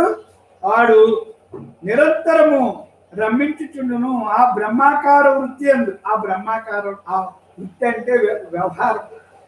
ప్రతిదీ కూడా ఆ బ్రహ్మంలో జరుగుతుంది అనే వ్యవహారంతో ఆయన ఉంటాడు. అఖండ బ్రహ్మాకార వృత్తి అందు. అంతటా బ్రహ్మం, అందరిలోని బ్రహ్మం, నామరూప గుణాలు చూడు కోరుకున్న అంతా అలా రమించిపోతాడు. రమించటం వలన అలా ఉండటం వల్ల బ్రహ్మాత్మంగా ఉండటం వల్ల సమస్త వాసనలు బీజ రూపంగానే నశించింది. అది ఇక్కడ బీజ రూపంలో విత్తనాలే ఏపింటే ఏమవుతుంది, అక్కడే మొలకపోతుంది. అలాగే ఈ జ్ఞాన అగ్నిలో ఆ బీజ రూపంలోనే, మొక్కలోనే, అంటే విత్తనంలోనే మళ్ళీ మొలక రాకుండా వేపించిన విత్తనంలాగా బీజ రూపంగానే నశించును. అంత మొలకే రాదు. అది ఇక్కడ అన్ని చూసారా, జ్ఞానికి వాసనలు వేయించిన ఇత్తనం వలె చిగురించవు. వేయించిన ఇత్తనం మళ్ళీ మొక్క రాదు, చిగురు రాదు. అలాగే వేయించిన ఇత్తనాల మీద ఉంటుందని చెప్తారు. చూడండి, మరి నిజం కదా. ఏది వేగించినా, ఎలాంటి ఇత్తనం వేగించినా ఎట్టి పరిస్థితుల్లో మొక్కలు. ఏం చేత దానికి ఆ బీజ రూపాన్ని దహించి జ్ఞాన అగ్నిలో, అదే కదా జ్ఞానాగ్నిలో కర్మలు దహిస్తాయి. ఇక్కడ బాహ్యాగ్నిలో బీజాలకి బీజం ఉత్పత్తి అయ్యి దాన్ని కోల్పోతుంది. అర్థంగా మళ్ళీ అది మొలకెత్తకుండా అది ఎలా కోల్పోతుంది, బాహ్య యజ్ఞంలో బాహ్యంలో వేడి చేయడం వల్ల అది పోతుంది. జ్ఞాన అగ్నిలో జ్ఞానంతో నువ్వు లోపల అగ్నిలో జ్ఞానాగ్ని కర్మ దగ్ధం. నీ జ్ఞాన అగ్నిలో అన్ని కర్మలు దగ్ధమైపోయి వేగించిన ఎత్తం ఎలా ఉంటుందో నువ్వు అలాగైపోతావు. ఇంకా నీకు ఏ కోరికలు మొక్క ఏమి ఉండదు అమ్మ, అలా అయిపోతావు నాయన అని. మరి చూడండి, రెండింటికి నిజమే కదా. మరి మనం కూడా జ్ఞాని అలాగే ఉంటారు. ఇప్పుడు అమ్మ చూడండి ఎలా ఉంటారో. అన్నింటికి మనం ఎవరిని ఉదాహరణగా చూడక్కలేదు, అమ్మని చూసుకుంటే సార్. అమ్మ మన కళ్ళు ఎదురుగుండా ఆవిడ ఆచరించి అనుభవించి మన కళ్ళు ఎదురుగుండా చూపిస్తున్నారు కదా. ఇంకెందుకు ఎవరు కావాలి ఉదాహరణ, ఎవరు అక్కలేదు. అంచేత ఇవన్నీ కూడా మనం ఆవిడ చూడండి ఎప్పుడు పొంగరు ఎప్పుడు పొంగిపోరు కుంగిపోరు. అన్ని ఎందుకు అది తెలుసు ఆవిడికి. ఎంతవరకు ఉండాలో అంతవరకు ఉంటారు. అందులో మమేకం అవ్వరు. మనం తెలియని వాళ్ళు మమేకం అయిపోయి మమకారంతో బందీలైపోయి అహంకారంతో నేను అని విర్రవీగిపోయి ఈ రెండింటిలోని కొట్టుకుని కింద పడిపోతారు. కింద పైన పడతా అప్ అండ్ డౌన్ అయిపోతూ ఉంటారు. వాళ్ళకి ఇంకా నిజం తెలియక అది అందులో సతమతమైపోతూ ఉంటారు. మరి అమ్మ మనం ప్రతి క్షణం ఆవిడని చూస్తామంటే మనకు అర్థమవుతుంది. మరి ఆవిడ ఎప్పుడు పొంగరు ఆవిడ వచ్చిన పాత్ర డ్యూటీ చక్కగా చేసుకోని ఆయన, నువ్వు సంసారం అనే ముసుగులో సన్యాసిగా ఉండమ్మా. అంతేగాని నువ్వు అన్నీ కూడా నిజం అనుకోకు. అన్ని వదిలి కాదు, అది వదలొద్దు, పట్టుకోవద్దు. మరి వదలకుండా పట్టుకోకుండా ఎలా ఉండాలి, ఎంతవరకు ఉండాలో అంతవరకు నీ డ్యూటీ చక్కగా చెయ్యి. ఇప్పుడు వంటింట్లో అన్నం వండి కొండలు ఎంతసేపు ఉంచుతారు. అన్నం వండుకున్న తర్వాత దాన్ని ఏం చేస్తారు, అన్నం అయిపోతే కడిగేసి గోడ ఉంటుంది. అంతే కదా, కూరలను అంతే కదా. వంటింట్లో వస్తువు ఎలా వాడుకుని ఎలా శుభ్రం చేసి మళ్ళీ ఎలా పెడతావో అలాగే నువ్వు ఏ పాత్ర ఏ పని చేయాలో ఆ పని చేసేసి నువ్వు ఊరుతూ ఉంటుంది. ఇప్పుడు వంట చేసేసిన తర్వాత వంటింట్లోకి వెళ్తావా, వెళ్ళవు. ఎందుకు వెళ్ళవు, ఆ డ్యూటీ అయిపోయింది. అలాగే నీకు పాత్ర డ్యూటీ అయిపోయాక పాత్ర డ్యూటీ కూడా నువ్వు ప్రతి క్షణం ఆ ధ్యాసలో ఉండి చెయ్యి. ఏ ధ్యాస, నువ్వెవరు, బ్రహ్మాన్ని. ఈ దేహం కాదు కదా, అది బ్రహ్మంగా నేను బ్రహ్మాన్ని అనే ధ్యాసలో నువ్వు పాత్ర డ్యూటీ చెయ్యి. ఇక్కడ ఒంట్లో ఉన్న వాళ్ళందరూ బ్రహ్మాలే. వాళ్ళందరికీ నేను ఈ బ్రహ్మ ప్రసాదం చేయాలి. మంచి భావాలతోటి, మంచి గుణాలతోటి, మంచి ఆలోచనతోటి మనం చేస్తే అది వాళ్ళకి ప్రసాదం అవుతుంది. గుళ్ళోకి వెళ్ళి అప్పుడప్పుడు తీసుకున్న ప్రసాదం కాదు, ఆ ప్రసాదం అదే ప్రసాదంలా స్వీకరించినావు నువ్వు. అది ప్రసాదమే కాదనలేదు. అక్కడికి వెళ్ళి ఆడిచ్చిన ప్రసాదానికంట ప్రతిరోజు నువ్వు తయారు చేసుకుంటే నీకేంటి, ఇల్లే హిమాలయం, వంటిల్లు బృందావనంలో కృష్ణుడు బృందావనంలో పెట్టే ప్రసాదం వెనపూస. ఆ బృందావనంలో పెట్టి ప్రసాదం నీ వంటింట్లో నువ్వే తయారు చేసి అందరికీ పెట్టి నువ్వు తిను. ప్రతి నిత్య కళ్యాణం నిత్యం ప్రసాదమే.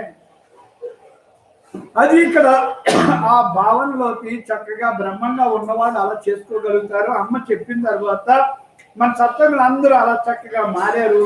ఈ భావంలోనే అంతా ఉంది అని ఎప్పుడైతే తెలిసిందో ఈ భావంతో మంచి భావాలతోటి మంచి గుణాలతోటి మన సత్సంగులు అందరూ కూడా అన్ని కోణాల్లోని ఇక్కడ చెప్పించుకునే వాళ్ళు లేరు, చెప్పేవాళ్ళు ఉన్నారు. అర్థమైందమ్మా? ఇక్కడ మరి రాజులా ఉన్నారు, బంటులా ఉండట్లేదు. అర్థమైందా? ఇక్కడ మరి ఇవన్నీ కూడా ఇంకేంటంటే ఇచ్చేవాళ్ళగా ఉన్నారు కానీ పుచ్చుకునే వాళ్ళ లేదు. ఇవన్నీ కూడా ఏం తెలిసింది? నీ తత్వం నీకు తెలిసి అది మనం ఏం తెలిసింది? నువ్వు కల్పవృక్షం అని తెలిసింది.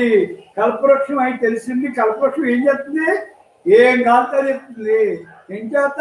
అది వెలకట్టలేని నిధి. ఇక్కడ ఈ జ్ఞానం వెలకట్టలేని నిధి అని చేత మనకి అది తెలిసిన తర్వాత చక్కగా మనం బ్రహ్మ కల్పవృక్షంలా ఉంటూ మనం అది దాన్ని ఉపయోగించుకుంటూ అందరికీ ఉపయోగపడతా హాయిగా ఆనందంగా జీవన విధానం గడిపే విధానమే నిజమైన జ్ఞాని యొక్క లక్షణం. అమ్మ మరి చూడండి, మన అందరికి ఆనందాన్ని పంచుతారు.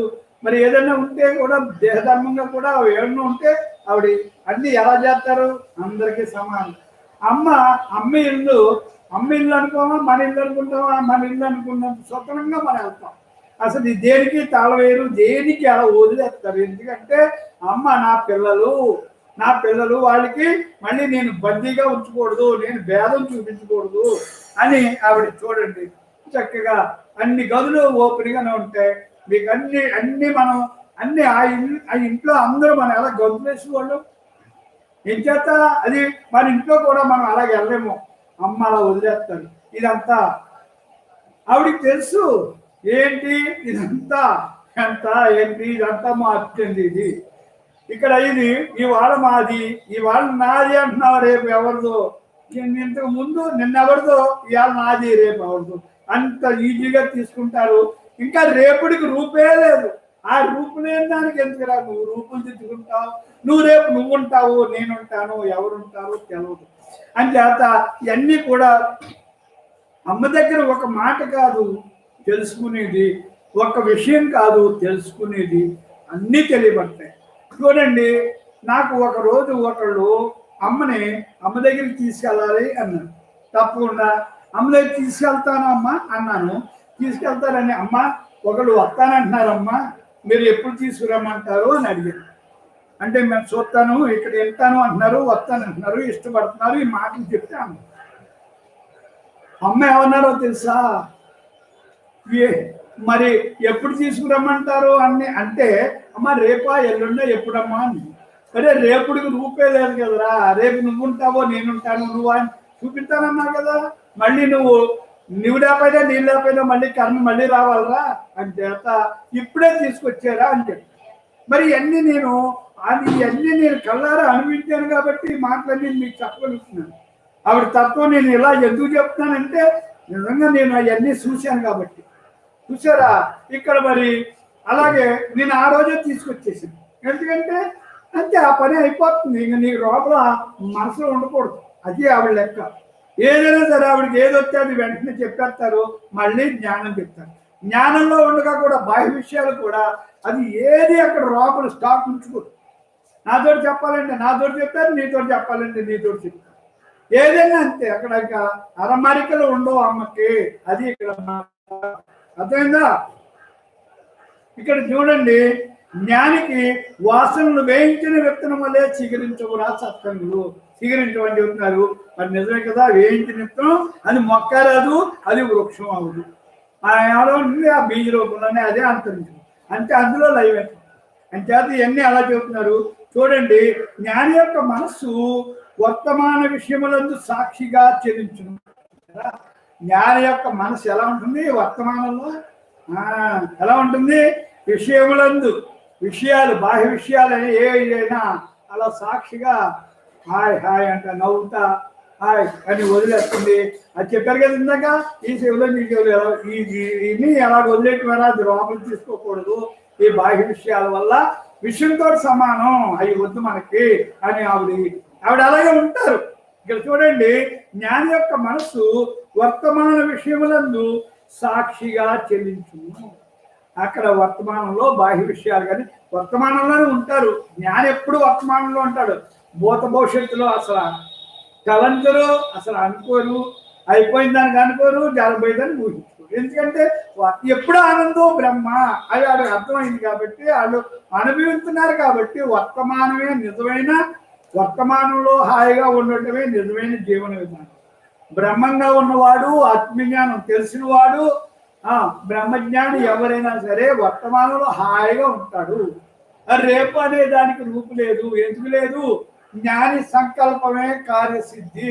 జ్ఞాని సంకల్పం ఎలా ఉంటే అలా జరుగుతుంది. ఎలా ఉంటుంది అనేది అందరూ బాగోవాలనే భావనలో, అంతా బాగోవాలనే భావనలో, పాజిటివ్లో అన్నీ ఉంటాయి కాబట్టి ఇంకా వాళ్ళు ఎప్పుడు ఆనందం బ్రహ్మకి ఉంటారు కాబట్టి వాళ్ళకి ఇంకా ఇంకో రెండోది లేదు లేదు లేదు రాదు కూడా. ఇక్కడ చూడండి, భూత భవిష్యత్తులందు, భూత భవిష్యత్తు విషయములందు వృత్తి రహితులై ఉండునురా సాత్రం. చూసారమ్మా, భూత భవిష్యత్తు విషయములందు వృత్తి రహితులై ఉండును. భూతకాలం భవిష్యత్తు కాలం ఈ రెండు రహితం. అది అసలు ఏం పట్టించుకోరు. వృత్తి అసలు ఆ భావంలోనే రహితం, అది అసలు రానివ్వరు. అది చెప్తున్నారు.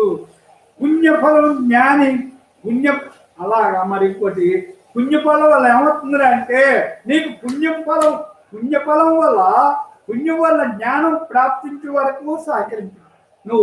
నువ్వు పుణ్యం చేస్తే ఏం జరుగుతుందంటే నాయన తప్పకుండా మంచి పనులు. పుణ్యం అంటే ఏంటి? మంచి పనులు, అందరికీ ఉపయోగపడే పనులు, అందరికీ ఆనందాన్ని ఇచ్చే పనులు, అందరూ బాగోవాలని కోరుకునే పనులు. అది నేనేం చేస్తుంది? నీకు ఆనందాన్ని ఇచ్చే వైపుకు నిన్ను తీసుకువెళ్తుంది. అది ఇక్కడ నీకు శాశ్వతమైన ఆనందాన్ని, నీకు వాళ్ళకి తాత్కాలికంగా ఆకలి తీరుతున్నావు, తాత్కాలికంగా ఆనందాన్ని ఇస్తున్నావు అందరికి. వాళ్ళందరూ వీళ్ళు బాగోవాలి అనే భావన దీవింటారు. ఆ దీవెన నీకు పుణ్యప్రాప్తి కలుగుతుంది. పుణ్యప్రాప్తి ఏం జరుగుతుంది? జ్ఞానం వైపుకి నీకు మార్గం చూపించింది అని చెప్తున్నారు.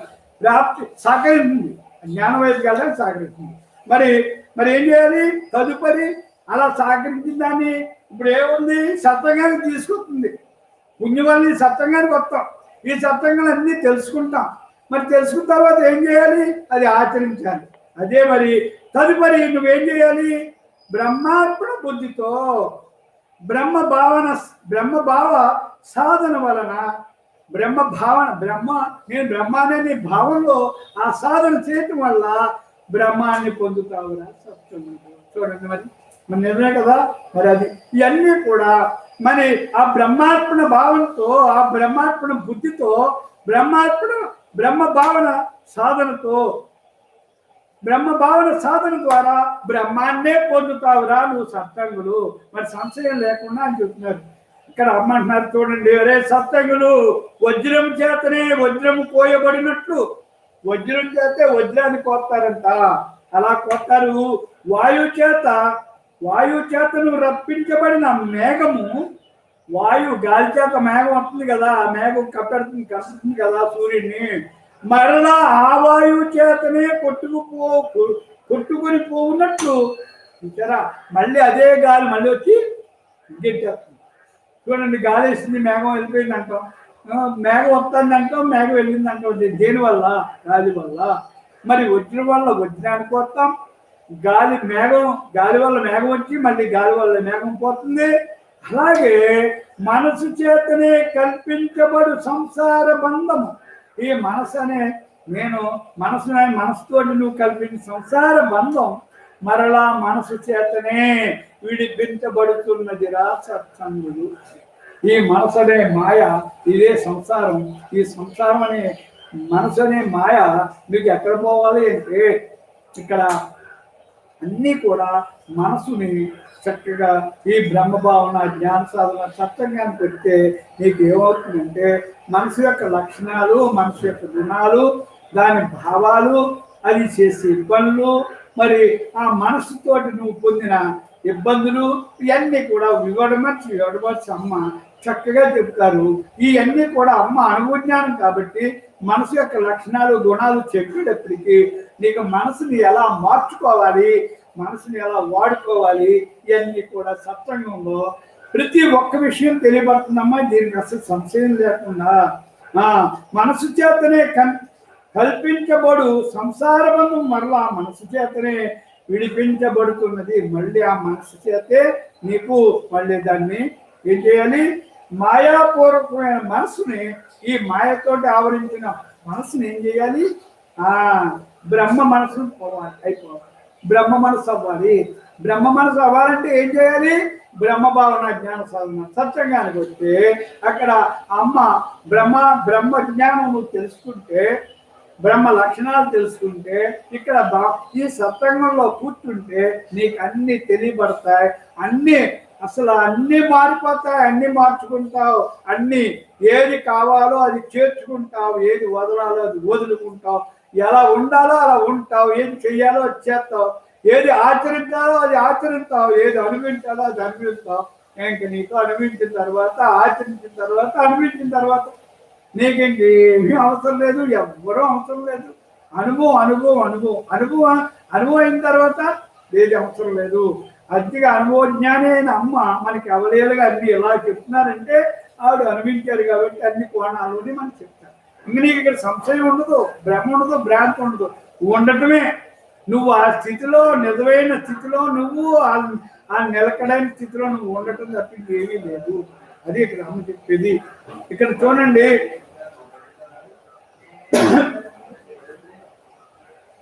కర్మాచారంలో యోగ చూడండి, ఇక్కడ మానవ శరీరములో చూడండి, మానవ శరీరములో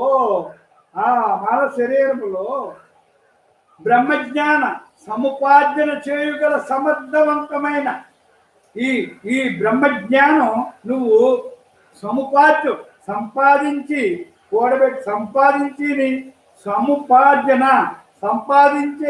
చేయగలగ సంపాదన, ఇది తెలుసుకోగల సమర్థవంతమైన ఒక యంత్రం రాయి. మరి ఈ సమర్థవంతమైన ఏమన్నా ఇందులో ఇంద్రియము మనస్సు కర్మాచరణలో యోగ సూత్రాలు జోడించి కర్మ చేయునది మనస్సే. ఇక్కడ ఈ కర్మ ఆచరించడంలో యోగ సూత్రాలు జోడించి యోగంగా నువ్వు బ్రహ్మంగా ఆత్మ అంటే బ్రహ్మజ్ఞానం సముపార్జన చేయగల సమర్థవంతమైనది. మరి ఇంద్రియాలు మనసు కర్మాచరణలో నువ్వు రోజు చేసి వ్యవహారంలో ఏం చేయాలి, యోగం అంటే యోగం అంటే కలయిక, బ్రహ్మంలో కలిసి జోడించి ఆ సూత్రాలు జోడించి కర్మ చేయునదే మనసు. అంతే. ఆ కర్మ ఎప్పుడైతే యోగ సూత్రాలతోటి నేను బ్రహ్మాన్ని తెలుసుకుని ఆ బ్రహ్మ సూత్రాలతో ఎప్పుడైతే నువ్వు ఆచరించావో నువ్వు అదే అవుతావు నాయన అని చెప్తారమ్మ. మరి అంతే కదా చేయండి. ఇక్కడ చూడండి, మరి ఇవన్నీ కూడా అమ్మ ఇక్కడికి వచ్చేదాకా ఎవడో ఏదో అనుకుంటావు అంటే మళ్ళీ మాట్లాడతాను సార్. ఇక్కడ యోగ సూత్రాలు ఎప్పుడైతే ఇక్కడ తెలుసుకున్నావో, ఈ తెలుసుకున్న తర్వాత ఉంటేనే ఇక్కడ తెలుసుకున్న తర్వాత ఒక క్షణం కూడా మనం మిస్ అవ్వం. మనం ఇంక రెండోది కోరం, రెండోది అమ్మ దగ్గరికి వచ్చాక ఇంకా ఇంకెక్కడికి వెళ్ళి ఏదో తెలుసుకోవాలని అనిపించదు. ఆల్ ఇన్ వన్ అన్నీ తెలియబడతాయి, అన్నీ ఆచరించడానికి అనుకూలంగా ఉంటాయి, ఇష్టంగా ఉంటాయి, అసలు కష్టం అనిపించదు. ఊరికే చిన్న మార్పులు చేసుకుంటే ఇంతేనని ఒక్కొక్కటి మార్పు చేసుకుంటే ఆనందాన్ని పొందుతూ ఉంటే అసలు ఆట కింద ఆడుకుంటాం, పాట కింద పాడుకుంటాం. అంత తేలిగ్గా ఉంటుంది అమ్మ దగ్గరికి వచ్చి తెలుసుకుంటే. మరి ఇదంతా కూడా మాకు అంటే ఇదంతా నాకు అలాగా అనిపించింది. మరి అందరి అభిప్రాయం నాకు తెలీదు. ఇంకా బాగా ఉన్నోళ్ళు ఉంటారు, ఇంకా అన్ని తెలిసిన వాళ్ళు ఉంటారు. నా అభిప్రాయం ఇదంతా నేను చెప్పింది. అంచేత చూడండి, ఇక్కడ మానవ శరీరంలో బ్రహ్మజ్ఞానం సముపార్జన చేయగల సమర్థవంతమైన ఇంద్రియము సమర్థవంతమైన ఇంద్రియము మనసు అన్నిటికీ అన్ని చేయగలదు సమర్థవంతమైన మనసు. ఆ మనసే నీకు కర్మాచరణలో, ఈ మనసు కర్మాచరణలో యోగ చిత్రాలు జోడించి కర్మ చేయునది మనసే. ఎప్పుడు ఇదే మనసు చూడండి ఎలాగా, చూడండి మనతో దేహభావంతో ఉంటే బాహ్యంలో ప్రపంచంలోకి వెళ్తుంది, బ్రహ్మభావంలో ఉంటే అంతరంగంలోకి వెళ్తుంది. మరి ఎవరది? మనస్సే. ఈ మనస్సే అది ఇది కూడా చేస్తే నువ్వు ఆధ్యాత్మిక వైపుకి వెళ్ళావా అంతరంగంలోకి వెళ్తావు, బాహ్యవైపుకి వెళ్ళావా ప్రపంచంలోకి వెళ్తావు. అంటే ఆ రెండు చేసేది మనస్సే. ఆ రెండు మనసు నువ్వు నీ భావనలో ఉందిరా భాగ్యం. దేవం అనుకుంటే అటు వెళ్ళిపోతుంది ప్రయాణం, నేను బ్రహ్మ అనుకుంటే అంతరంగంలోకి వెళ్ళిపోతుంది ప్రయాణం. మరి ఈ రెండు ఎక్కడ? అదే సత్సంగంలో అక్కడ సరి చేసుకుని అక్కడ అదే చెబుతున్నారు. సత్సంగంలో మీకు అది అర్థమయ్యి ఆ ఆత్మజ్ఞానం సముపార్జన చేయగల సమర్థవంతమైనది ఆ ఇంద్రియము మనస్సు. సముద్రం లోపల ఉన్నది ఆ ఇంద్రియం ఏంటి? ఆ మనసే. ఆ మనసే నీకు అది చేస్తుంది. దాన్ని మరి బ్రహ్మసూత్రాలతో జోడించి కర్మ చేయనది మనసు. మనం యోగంతో అందులో కలిసి చేస్తే అది మనసే. అప్పుడు పూర్ణమవుతుంది అంటున్నారు. ఇది అణుశక్తిని విధ్వంసనమునకు విశ్వంతా విధ్వంసం చేయడానికి అంటే నాశనం చేయడానికి ఉపయోగించరాదు కదరా సత్సంగులు. మరి ఏం చేయాలి? విశ్వ కళ్యాణానికే ఉపయోగించవచ్చు. అదంతా విశ్వ కళ్యాణానికి ఉపయోగించాలి, కానీ అది ఎలా ఉపయోగించకూడదు. అలాగే అమ్మంటున్నారు, మనసును దేహము నేనన్న భావనతో ఉపయోగించినప్పుడు బంధకారమగును. అది ఇందాక మనం అనుకున్నాం కదా, అంటే దేహభావంతో మనసును ఉపయోగించుకుంటే బంధాలే. దేహం నేనన్న భావంలో ఉపయోగించుకున్నప్పుడు బంధకారు కదా. నేను బ్రహ్మమునన్న సాధనలో ఉపయోగించినప్పుడు నేను బ్రహ్మాన్ని అనే భావంతో ఆ సాధనలో, ఇప్పుడు అమ్మ చూడండి ఆ సాధనలో ఎలా ఉన్నాను. అలాగా ఏమవుతున్నప్పుడు ఆ బ్రహ్మం నీ వశమై, బ్రహ్మం ఏమవుతుంది? బ్రహ్మం మనసు నీ వశమై బ్రహ్మంలో లయమైపోతుంది. ఇక్కడ నేను బ్రహ్మంలో సాధనలో ఉపయోగించినప్పుడు మోక్షకారకము, అదే మోక్షానికి కారణం అవుతుంది. ఈ రెండింటికి జన్మకి జన్మ లేకుండా చేసుకోవడానికి రెండింటికి మనసే కారణం. అది అక్కడ మరి అన్నీ కూడా మనకి అర్థం అవ్వాలంటే సత్సంగంలోనే అనుభవ జ్ఞానమైన గురువు దగ్గర ఆవిడ చెప్పినప్పుడే మనకు అర్థం అవుతాయి. మరి ఆవిడ 30 సంవత్సరాల నుంచి ఏకదాటిగా చెబుతున్నారు, 30 సంవత్సరాల పైనుంచే చెబుతున్నారు. మరి ఆవిడ 30 సంవత్సరాల నుంచి సత్సంగం కావాలని కోరిన మూల అడిగిన వాళ్ళకి చెప్పడం మొదలుపెట్టి 30 పైన అయింది. మరి చెప్పుకుంటా చెప్పిన మాటల్లో కూడా ఏమి ఉండవు, 2 మాటలే ఉంటాయి. ఈ దేహం నువ్వు కాదు, నువ్వు బ్రహ్మానివే అని మాట. ఈ 2 మాటలే, ఈ 2 పదాలే మరి ఇన్ని కోణాలుగా, ఇన్ని రకాలుగా మరి ఆ భావన వీడు, ఈ భావన ఉండు, ఈ భావన నువ్వు నిజమైన దాన్ని పట్టుకో, నీవు ఎవరో నువ్వు తెలుసుకో అన్న రమణ మహర్షి ఒక చెప్పిన మాటే ఆ ప్రశ్నే ఈ అమ్మ చెప్పి జవాబు. అంతే. ఇక్కడ ఈ దేహం నువ్వు కాదు, నువ్వు బ్రహ్మానివిరా అని అమ్మ చెప్తారు. అమ్మ చెప్పి దాన్ని విడమర్చి మరి ఇన్ని కోణాల్లో అలుపు సలుపు లేకుండా అమ్మ ఇన్ని కోణాల్లో ఇన్ని పుస్తకాల ద్వారా ఎంత రాశారో చూడండి. 2 పదాలు తప్పించి 3వ పదం ఉండదు మనకి. 3వ దాని గురించి మనకు ఉండదు, అవసరం లేదు. అది ఇక్కడ జ్ఞాని అజ్ఞాని 2 ఉన్నాయి. జ్ఞాని అజ్ఞాని 2 ఇక్కడ ఈ ప్రపంచంలో ఉన్న వాళ్ళు ఇద్దరే, ఒకటి జ్ఞాని, ఒకటి అజ్ఞాని. ఆ జ్ఞాని ఎవరు, అజ్ఞాని ఎవరు? ఆధ్యాత్మిక ఎవరు తెలుసుకుని ఆచరించి అనుభవిస్తారో వాళ్ళు జ్ఞాని. అంతే. ఆధ్యాత్మిక ఎవరు తెలుసుకుని ఆచరించి అనుభవిస్తారో వాళ్ళు జ్ఞాని. మరి తెలియక నేను నాదే అనే దేహభావంతో ఉండే జ్ఞానం, తెలియక అజ్ఞానం అంటే దేహభావనేనమ్మా. దాంట్లో కొట్టుకుపోయే వాళ్ళు అజ్ఞానులు అంటారు. ఈ 2 ఇక్కడ జ్ఞానం అజ్ఞానం ఈ రెండింటికి కారణం మనసు. ఇది నువ్వు నీ మనసుని ఎటు ప్రయాణం చేస్తే అటు మనిషి ఇక్కడ చూడండి, ఒక కత్తి ఉంది, అది డాక్టర్ చేతిలోకి వెళ్తే ప్రాణానికి పోతుంది, అది దొంగోడి చేతిలోకి వెళ్తే ప్రాణం తీస్తుంది. మరి కత్తిదా తప్పు కాదు. అది వాడుకునేవాడు తప్పు. అలాగే నీలో ఉన్న మనసుని నువ్వు వాడుకోవటంలో తప్పు. అంతేగాని జ్ఞాని అజ్ఞాని రెండు లేవు నాయన. నువ్వు అది వాడుకోవటంలోనే నువ్వు ఇలాగా జ్ఞానం వైపు వచ్చావా, అంతరంగంలోకి వెళ్ళి హాయిని పొందుతావు. దేవాలయంలోకి వెళ్ళావా, అంతలో ద్వంద్వాలతో కొట్టుకుంటావు, జన్మ చక్రంలో తిరుగుతావు. ఇది ఇటు వచ్చావా, జన్మ లేకుండా చేసుకుంటావు. ఈ రెండింటికి కారణం మనసే. మరి ఇవన్నీ కూడా ఇంత ఇలాగ మనకి ఇక్కడ ఇంత ఇలాగ తేలిగ్గా చిన్న చిన్న పదాల్లో మనకి అర్థమయ్యేలా చెబుతారమ్మ. మనకి అసలు ఇక్కడ అర్థమైన వాళ్ళు దీన్ని చదువుతో పని లేదు, డబ్బుతో పని లేదు, జనంతో పని లేదు, పదవులతో పని లేదు, వయసుతో అసలే పని లేదు. మరి ఇవన్నీ ఏంటి అంటే ఇక్కడ ఈ ఆధ్యాత్మిక విద్యకి ఎవరు అర్హత ఉంటే వాళ్ళు చక్కగా వస్తారు, వింటారు, ఆచరిస్తారు, అనుభవిస్తారు. ఎందుకంటే అక్కడ వాళ్ళు చేసుకున్న సంస్కారాన్ని బట్టే ఇక్కడికి వస్తారు. అమ్మ అదే చెబుతారు, నీ సంస్కారాన్ని బట్టే ఇక్కడికి వచ్చావు నాయన, నువ్వేమి చదవలేదనుకోకు. ఇది నీకు తెలుస్తుంది అంటే, ఇది నీకు అర్థమవుతుందంటే గత జన్మల సంస్కారం వల్లే నీకు అది అర్థం అవుతుంది. ఈ బ్రహ్మజ్ఞానం అర్థం అవ్వాలంటే ఎన్ని చదవాలో తెలుసా? ఇక్కడికి వచ్చిన మహాత్ములు చెప్పిన మాటలు చెప్తాను ఏమంటే ఏమంటున్నారు, ఒరే ఈ బ్రహ్మజ్ఞానం నీకు తెలియాలంటే వేదాల సారం, వేదాలన్నీ చదివితే సారం తెలిస్తే వస్తుంది. వేదాల సారం, ఉపనిషత్తుల సారం, బ్రహ్మసూత్రాల సారం, భగవద్గీత సారం, ఇవన్నీ కలిపితే నీకు ఇది తెలుస్తుంది. నీకు ఇది తెలిసిందంటే అవన్నీ చదివినట్టే. ఎప్పుడు చదివావు? గత జన్మల్లో నువ్వు చేసుకున్న సంస్కారాన్ని బట్టి చదివావు. అప్పుడు చదివి వచ్చావు కాబట్టి ఇక్కడ కూర్చున్నావు. ఇక్కడ కూర్చుంటే ఇది అర్థం అవుతుందంటే అవన్నీ చదివినట్టే. నువ్వు నేను చదవలేదు అనే భావన నీకు వద్దు.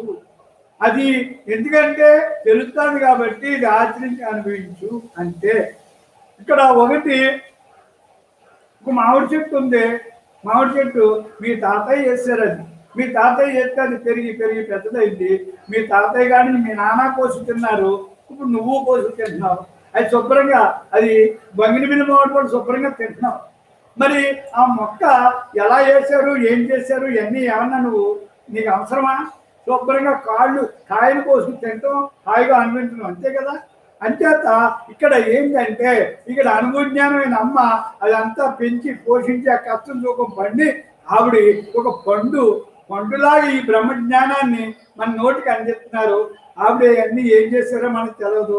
ఆ పండు మనకి దొరికింది కాబట్టి దాన్ని శుభ్రంగా ఆవిడ ఇస్తున్నారు కాబట్టి శుభ్రంగా తిని దాన్ని యొక్క ఆనందాన్ని పొందుతూ నిత్యం ఎప్పుడూ ఆనందంగా ఉండాలనే ఆవిడ భావాన్ని చక్కగా నెరవేర్చుకోవాలి, అంతే కదా. అందుకంటే ఏమీ లేదు. ఇక్కడ ఆవిడ పొందిన ఆనందాన్ని మనందరికీ పంచడానికి ఆవిడ చూడండి పడి అంత శ్రమ ఆవిడకి ఎందుకు? అసలు ఎందుకు ఇంత 9 గంటలుగా నుంచి ఆవిడ 7 గంటలకు లేచి అసలు ఆ 4 గంటలకి 2 గంటలకే లేచిపోతారు ఆవిడ 3 గంటలకి. ఎందుకంటే ఆవిడ జ్ఞానికి నిద్ర పట్టదు. ఆవిడ 3 గంటలు 4 గంటలు నిద్రపోతే చాలు. అమ్మ 10 9 పడుకున్నా 1 గంటకే 2 లేచిపోతారు. ఎందుకంటే నిద్ర అవసరం లేదు. ఎందుకంటే ఆవిడ ధ్యాన స్థితిలో ఉంటారు కాబట్టి ఒక గంట ధ్యానం చేస్తే గంట చేస్తే 3 గంటల గాఢ నిద్రపోయినట్టు అంత పవర్ వస్తుంది శరీరానికి. ఇక్కడ శరీరానికి వస్తుంది, ఆత్మకి వస్తుంది. ధ్యానం వల్ల ఆత్మకి పవర్ వస్తుంది. ఆత్మకు పవర్ ఉంటే ఇక్కడ చూడండి బ్రహ్మానికి పవర్ వస్తుంది. బ్రహ్మానికి పవర్ వస్తే దేహానికి పవర్ వచ్చింది. అంచేత ఇవన్నీ కూడా మనం అర్థం చేసుకోవాలి. అర్థమైతే వ్యర్థం అవ్వదు. ఇదంతా కూడా మనం అమ్మ దగ్గరికి వచ్చాక ప్రతి విషయం మనకి అర్థం అవుతుందమ్మా. ప్రతిదీ అన్నిటికంటే మనం పాత్రని శుద్ధి చేసుకున్నాం. పాత్ర శుద్ధిలో ఇంటిగారు అన్ని చక్కగా ఇష్టంగా చేసుకుంటున్నాం. అందరినీ ఇష్టంగా చూస్తున్నాం, అందరినీ ప్రేమగా చూస్తున్నాం, అందరికీ ప్రేమను పంచుతున్నాం. వాళ్ళు భేదాలు కానీ, నామాలు కానీ, రూపాలు కానీ, గుణాలు కానీ మనం చూడలేదు. వాళ్ళు ఏమన్నా సరే నేను పట్టించుకోవట్లేదు. ఎందుకు అదే వాళ్ళ అభిప్రాయం నాకు వద్దు అని నేను ఘర్షణకి వెళ్ళట్లేదు. లోపల ఏది నేను తీసుకోవట్లేదు. నా పాత్రగా నా డ్యూటీ చక్కగా నేను ఇష్టంగా చేయటం అలవాటు చేసుకున్నాను. అది నా ధర్మం, అది నా మొట్టమొదటి ధర్మం. నేను ఇవన్నీ చేస్తానని వచ్చాను. ఈ పాత్రలకన్నీ ఇష్టపడి నేను చేస్తానని వచ్చాను కాబట్టి ఇష్టంగా చేయటం నా పని. అది అలా చేసుకుంటే నాకు ఇంకా కర్మ ఉండదు, ఖాళీ అయిపోతాను. ఆ ఖాళీ చేసుకోవడానికి పని అయిపోయింది అంటారమ్మా. అలా పని అయిపోయింది అనుకుంటా చక్కగా ఎదురుకి వెళ్ళిపోతాను. ఇంక ఏది బ్యాలెన్స్ గా ఉంటును, నా విధిలో ఏది ఉంటే అది అన్ని ఇష్టంగా చేసేసి మళ్ళీ కొత్తగా నేను విధిని తయారు చేసుకోకుండా అంటే బ్రహ్మంగా ఉంటూ బ్రహ్మార్పణ భావంతో నేను ప్రతి విషయం చేసుకుంటూ పోతాను. ప్రతిదీ బ్రహ్మార్పణమే. నేను బ్రహ్మాండం నాకు బాగా తెలిసింది. ఇంక అందులో స్థిరపడిపోయాను. ఈ దేహం పనిముట్టు, ఇది బ్రహ్మ పనిముట్టు, ఇది దేహం దేవాలయంలో పవిత్రంగా ఆరోగ్యంగా ఆనందంగా ఉంచుకోవాలి అని చేత దీన్ని అలా ఉంచుకుంటూ ఇంట్లో ఉన్న పాత్రలని వాళ్ళందరినీ చూసుకుంటూ వాళ్ళందరికీ ఆనందాన్ని పంచుతూ నేను హాయిగా ఆనందంగా ఉంటూ వాళ్ళందరికీ ఆనందాన్ని పంచుతూ పాత్రగా నా డ్యూటీ ఇష్టంగా చేస్తూ నేను ఎవరి చేత అనిపించుకోను చెప్పించుకోను అని చేత నేను చెప్పించుకునేలా ఉండకుండా చక్కగా నేను బ్రహ్మభావన జ్ఞాన సాధన సత్సంగంలో నేర్చుకున్నది ఆచరణలోని అనుభవంలోని ఉంటాను. ఆఖరి శ్వాస వరకు నేను బ్రహ్మంగా బ్రహ్మ భావన ఉంటూ ధ్యాస పాత్ర డ్యూటీ చేసినప్పుడు బ్రహ్మ ధ్యాసలో ఉంటాను. ఖాళీగా ఉన్నప్పుడు ధ్యానం చేసుకుంటాను. నిన్న చెప్పారు కదా ఏకాదశి, తొలి ఏకాదశి రోజు నుంచి అందరూ కూడా బాగా ధ్యానం చేసుకోమని చెప్పారు అమ్మ. మరి చక్కగా అందరూ ధ్యానం చేసుకుంటూ ఆ ధ్యానంలో ఆ పొందిన ఆనందంతో మీరు హాయిగా ఆనందంగా శక్తితోటి మీరు ఎప్పుడు 3 పూలు 6 కాయలు అన్నాం కదా, 16 ఏళ్ల వయసులో మనం ఎలాంటి యాక్టివ్గా ఉన్నామో అలా ఉండగలిగే శక్తి యుక్తి అందరికీ వస్తుందమ్మా. ఈ దేహం చక్కగా దేవాలయం లాగా బ్రహ్మ బొమ్మలాట్లాగా మనందరూ ఉండే శక్తి యుక్తి ఈ ధ్యానం వల్ల ధ్యాస వల్ల సత్సంగం వల్ల అమ్మ చెప్పిన మాటలు ఆచరించడం వల్ల అందరికీ వస్తుందమ్మా. ఇక్కడ ఎవరికి వయసుతో సంబంధం లేదు, దేతోటి సంబంధం, డబ్బు వయసు చదువు ఏమీ సంబంధం లేదు, జనం అక్కలేదు నీవక్కలేదు. మరి అని చేత ఎలాంటి బ్రహ్మ విద్యను మనందరూ కూడా చక్కగా తెలుసుకుని ఆచరించి అనుభవించాలి. ఇది జ్ఞానికి చూడండి అమ్మంటున్నారు, జ్ఞానం యొక్క పరాకాష్ఠ స్థితి మనసు లయం అవుతున్నది. ఆ జ్ఞానం యొక్క పరాకాష్ఠ అంటే ఆఖరి పరాకాష్ఠ అంటే ఇంకా అందులో ఇంక పూర్తి అవటం. పరాకాష్ఠ అంటే అది పూర్తి అయ్యే స్థితి ఏంటి, మనసు బ్రహ్మంలో లయం అవుతున్నది. అట్టి లయం స్థితే అమనస్క యోగము. అమనస్క యోగం అని అంటారంట దీన్ని. ఎందుకంటే అలా లయం అయితే అలా ఉండిపోతారు. ఇంకంతే అలాగ అమనస్క యోగం అంటే మనసు లేకుండా ఏమీ లేకుండా అలాగా ఇంకా ఒక విగ్రహం లాగా అయిపోతారు, అలా ఉంటారు. అది అమనస్క యోగం అంటారంట. కర్మ చేయుటకు అవసరమైన మేరకు చూడండి జ్ఞాని ఎలా ఉంటాడో చెప్తారు ఏంటండి. కర్మ చేయుటకు అవసరమైన మేరకే, అవసరం ఎంత అవసరం అంతవరకే మనసు సాక్షిగా దానిపై పనిచేయండి. చూడండి మరి నిజంగా అమ్మ అలాగంటారు కదా. చూడండి జ్ఞాని కర్మ చేయుటకు ఏదైనా వ్యవహారం చేయటానికి అది అవసరమైన మేర, ఎంతవరకు అవసరమో అంతవరకు అవసరమైన మేరకే మనసు సాక్షిగా సదా దానిపై పనిచేయుందిరా సత్సంగం. మరి అంతే కదా మనసు. మరి అలాగే ఉంటుంది కదా. నేను బ్రహ్మాన్ని అన్న భావనతో నిత్య నిరంతరము తైల దారములే ఉండును. నిత్య నిరంతరం నేను బ్రహ్మాన్ని అన్న భావనలోనే భాగ్యమమ్మ. అదే అమ్మ చెప్పారు. బ్రహ్మ భావన అంతా కూడా బ్రహ్మ భావనలో ఉండు నాయన, అదే జ్ఞాన సాధన అని చెప్తారు కదా. మన సత్సంగం పేరులోనే ఉందమ్మా, మన జన్మలా ఇచ్చాం కానీ అని చెప్తా. మామూలు విషయం కాదు ఇది. అది ఇక్కడ నిత్య నిరంతరము తైల దారములే ఉండును. ఈ సాధనలో పరిపక్వ స్థితియే మోక్షము. ఈ సాధనలో అలాగ స్థిరపడిపోయి నిశ్చలంగా నిర్మలంగా హాయిగా ఆనందంగా అలా ఎప్పుడైతే ఉండిపోయావో అదే పరాకాష్ఠ. ఇంకా అంతకంటే అలా ఉండిపోవడం ఆఖరి శ్వాస వరకు. అదే అమ్మ చెప్తారు ఏమంటున్నారు చూశారు కదా. నువ్వు జ్ఞాని కర్మ చేయుటకు అవసరమైన మేరకే మనసు సాక్షిగా దానిపై పనిచేయాలి. ఎప్పుడు ఎంత తప్పకుండా మన గృహస్థులు అమ్మ మన మనసు మనం దేహధర్మాలు ఉంటాయి కదా, అప్పుడు మనం పనులు చేయాలి. చేయకపోతే అది తప్పించుకోకూడదు, తప్పించుకుంటే కర్మ అయిపోతుంది అని చెప్పారు అమ్మ. ఇంకేత జ్ఞానైనా సరే ఇక్కడ పని చేసినప్పుడు నేను బ్రహ్మాండాన్ని ఎదుర్కోవడంతో ఆ పని చేయాలి కదా, చేసేది చెప్తారు.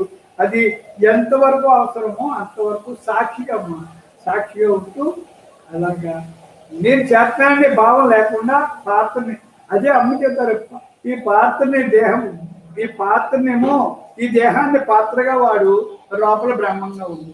వీడు పాత్ర ఎలా వాడతావో అలాగే దీన్ని వాడు, దీని కలుపు బ్రహ్మాధారంతో, బ్రహ్మాధారంతో కలుపు. బ్రహ్మం చేసేది బ్రహ్మం, చెప్పింది బ్రహ్మం, అనేది బ్రహ్మం, ఇది బ్రహ్మం, తినేది బ్రహ్మం అనే భావంతో మనం ప్రతి క్షణం ఆ భావంతో ఉండాలి. మనందరూ అలా ఉంటున్నామా? సత్సంగులందరూ కూడా బ్రహ్మ భావన జ్ఞాన సాధన సత్సంగులందరూ కూడా బ్రహ్మంగానే ఉన్నారు. అలా ఆ భావంతోనే ఉన్నారు, ఆ నడకలోనే ఉన్నారు, ఆ అభ్యాసంతోనే ఉన్నారు, ఆఖరి శ్వాస వరకు అలాగే ఉంటారు.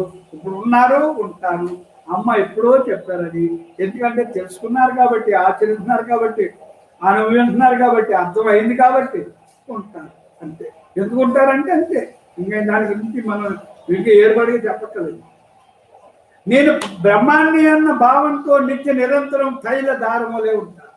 తైల దారం వల్ల అలా ఉంటారు, అమ్మ అలాగే ఉంటారు కాబట్టి ఈ సాధనలో పరిపక్వ స్థితి ఏమో ఇలా ఈ ఇందులో అలా ఉండిపోవటమే ఆకలి స్వస్థ.